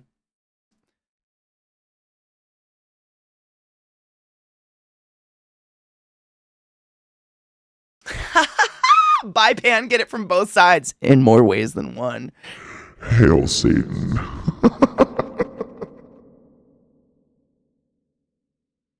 It's so silly. It's so silly. I'm glad we can laugh about it. As an asexual, bi people are the most I relate to, which is funny since they can sex all the things and I want to sex none of them. And yet, here we are. Isn't that interesting? Oh yeah, the one that I hear a lot from my friends that are ace is that, oh, you masturbated? You can't be ace then. Oh, you have an intimate relationship with someone who you love and care about? That's not ace. I'm sorry. Home stuffed Tammy? Who gave you the fucking, who, what? Who wrote, who, did you do, what? Where did that come from? Like, genuinely, I just stopped because I don't even know how to fake source it. Where did that come from? Ace, asexual. People who are not so crazy in many different ways and definitions, but in layman's, not so crazy about the physical intimacy between two people. But absolutely still have wonderful relationships, definitely masturbate, definitely have orgasms. They're just different. And sometimes they don't, and that's okay too. It's such a fucking beautiful spectrum of how people can be different when you just, like, let them be crazy. I know super kinky aces, it's whatever. Exactly. But, like, has anyone ever, you know, it's so weird to me because it's like if one of my friends came up and they're like, hey, I had this really cool experience, and they told me about this experience, and my immediate reaction was like, well, that doesn't make you that makes you wrong and not ace. What the fuck? Your first reaction wasn't like, cool, tell me more? Or like, let's celebrate the joy of something our friend got to do that maybe was fun? I don't know. No, it's just immediately like, well, you've fallen off the list. What? It's so weird. Just get some headphones that look like boobs so you can squeeze some oh. I used to have a mouse pad that was titties. I did squeeze them all the time. It was great. 100%. Yeah.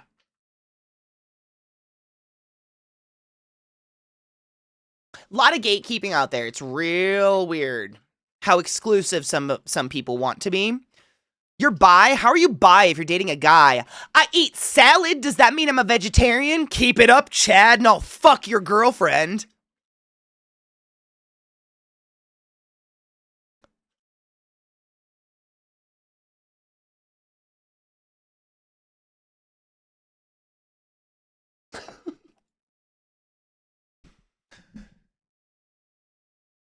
Do what you gotta do, man.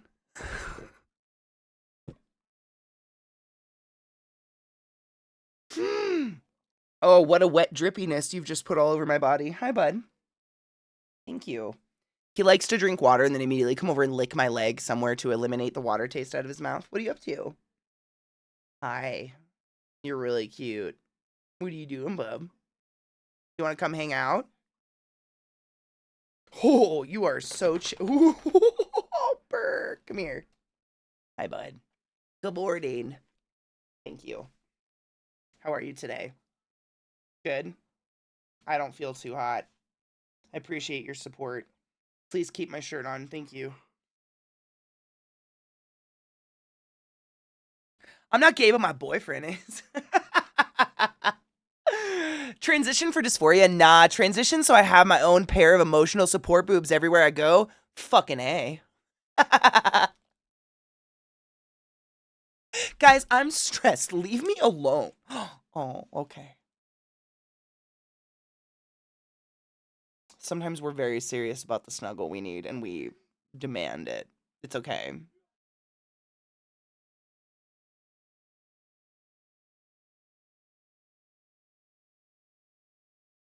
It's so odd how just wrapped up people are in other people's self-identification, right, mate? That's what's weird. I've never in my life thought, like, analyzed the way a person I know is living their life and thought to myself, like, well, they just are not self-labeling correctly. What? Okay. That's so bizarre. If one of my friends was like, I'm gay as fuck, and all I ever saw them do was screw the opposite gender, would I be like, are you gay as fuck? Nah, I don't give a fuck. If you're having a good consensual time, get it. You might be gay in your other time. I don't know. It's not my business. He's just a baby. He's just a big baby who loves big baby snuggles. My cat demands attention and then just meows at the top of his lungs. I know why, but still. He's like a cat in that he's always done this headbutt. He headbutts or he slams his head down on my lap or like pushes his head into me. And that's like, hey, I showed up. What the fuck? Do your part. You had one job, mom. And I'm like, okay. I'll pet you. I'm sorry. It's same, yeah, Trouble, that's how I feel. Like I'm not even really concerned about my own labels unless I am confusing to someone else, in which case I'm willing to like hash it out. Like we can figure out what my labels are if it makes this more easy for you, but like at the end of the day, I'm more concerned with if you're a good person or not. Like, are you kind? If you're kind, I don't care which one of your holes you get stuffed. Or stuff. None of that matters. Like them telling me I hadn't had a real relationship with a woman, so how would I know if yeah, that one. I mean, the obvious question back is like, okay, does that mean that little kids who think they're straight have had a straight relationship? They have what? What are you trying to fucking insinuate, you disgusting human? Fucking what? Hearts not parts, yeah. Yeah, I can't. I mean, it sounds so corny, but it's so real. That's just so much more important to me than who you come with or how you come or whatever you're doing with your genitals. Are you kind in general? Like, do you have a heart? Fuck yeah.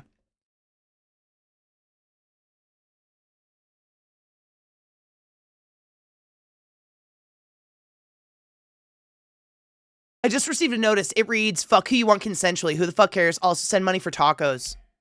That's important. That's very important.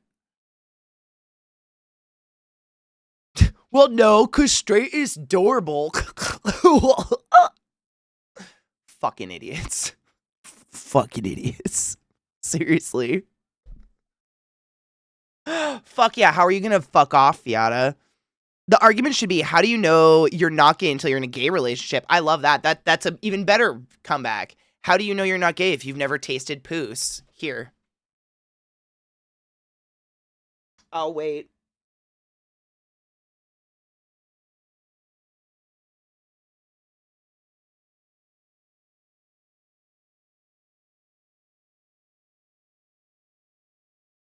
All right. You know, it'd be easier if I had a dick. I could just whip something out, not like do the splits, but I think that's a great argument. It's just as silly. It's just as silly. I don't want a stranger touching my poos to like see if they're gay or not, but you know what I'm saying? It's just as silly. That's just silly. It's silliness. What are you doing? Words from my therapist. To me, the feeling you get when you're confused can often become miswired as fear. For you, when you're confused, you get annoyed and you do something about it by researching it, whereas other people might not do the same and just default to fearing. That's what a phobia is and why you can't relate to people who hate you for who you are.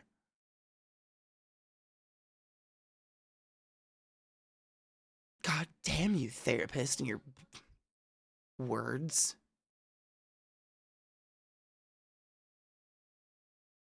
Ugh. Thank you, Queens. I do my best. I could get the sense of it with a pre-read.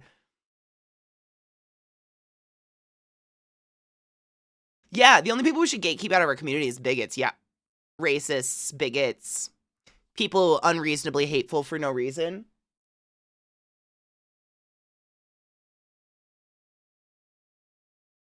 You can't see, but Trick is right behind me. He's snuggling that Twitch pillow.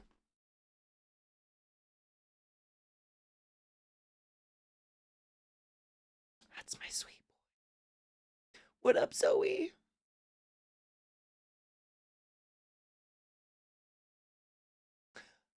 Ugh. I know I'm not gay. Had a guy in college offer me weed if he could touch my cock and balls. Did not get aroused, but I'm a crack whore adjacent, I guess.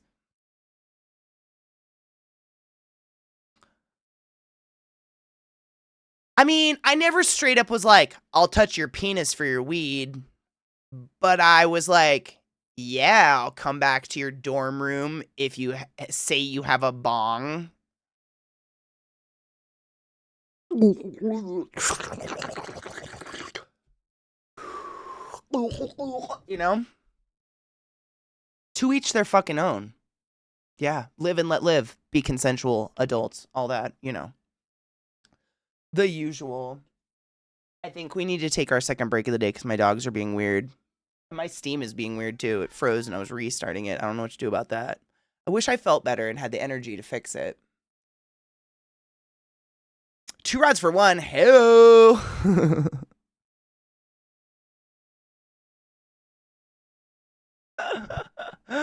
It's July, so why am I still gay? You know, we're actually talking about that right now, Zoe. We're trying to figure out, like, you know, if people haven't tried gay stuff, how do they know they're not gay?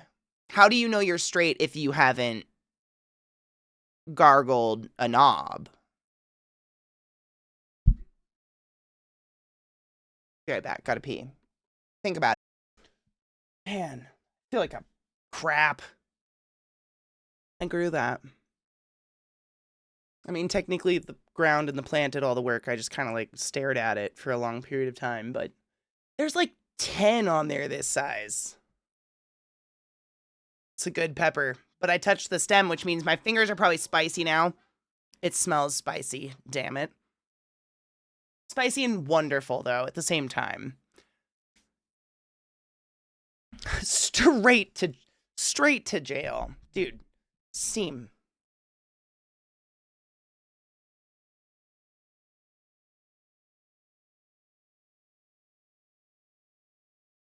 Oh, you think you're open twice? That's what you get for thinking Steam. It's just blinking in the background of my screen. It was driving me crazy. Why? Better shaped than the squash. I wouldn't recommend it neither. No. No, but I know what to do with these. I will be pickling these. I love pickled jalapenos. That'll be sick. I just have so many of them.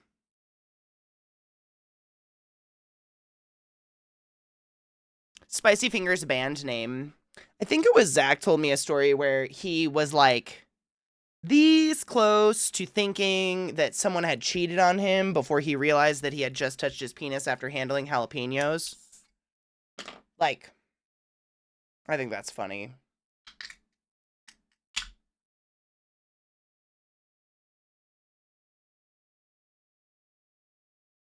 Or I could just stick them in my eyes.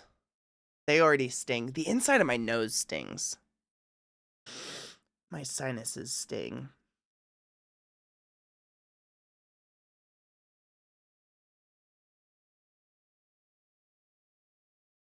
I'm used. Steam has been a dick to me for ages. Now it's updating, extracting a package. Whatever the fuck that means.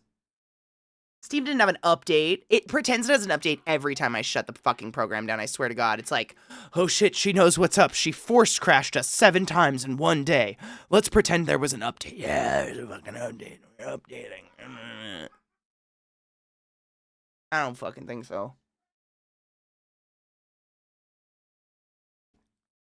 What did Zeke do?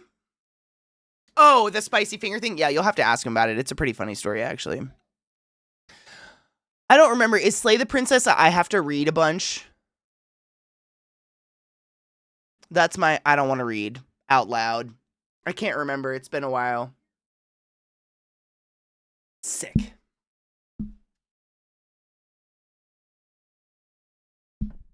Not only do I not feel like reading, my give a fuck is so low. So if they read it out loud, I can nod and smile like I have my whole life and pay attention to exactly 0 of it. Because that's what I learned in school. If you smile, nod, laugh at the teacher's jokes, and make occasional eye contact, they really think you're there. We're not, by the way. Are you gonna do it again?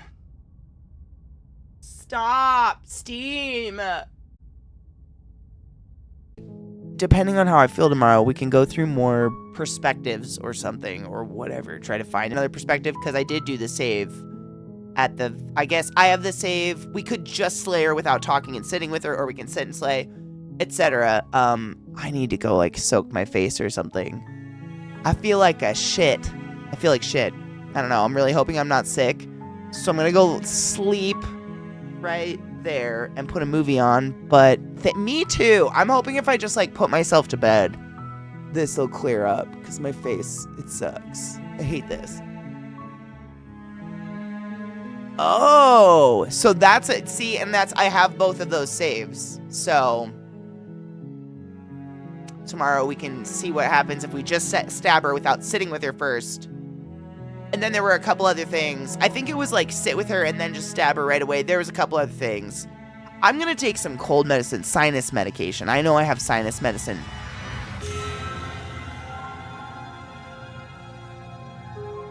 Sitting on the screen too long made it go like that. It's very creepy. And drink tea and go rest. That's all I'm going to do. I just feel like crap. But it was fun hanging out today, and I appreciate you guys hanging out with me, even though I'm sneezing like crazy, and I can't make my nose stop. It's driving me nuts! So I'm going to go, I don't know, soak my face in a shower and hope I can just, like, drain it or something. I don't know. That's my biggest hope. That's what I was going to say. Movie night is like in 2.5 hours in our Discord. We're watching Farscape. Please come hang out. I guess it's show night during the week time, whatever. Come hang out if you want to fucking hang out. I'll be back tomorrow. That's all I got. I love you. Take your joy. Oh, and stay classy. I bet my cheek. Again? Catherine. All the time. Bye.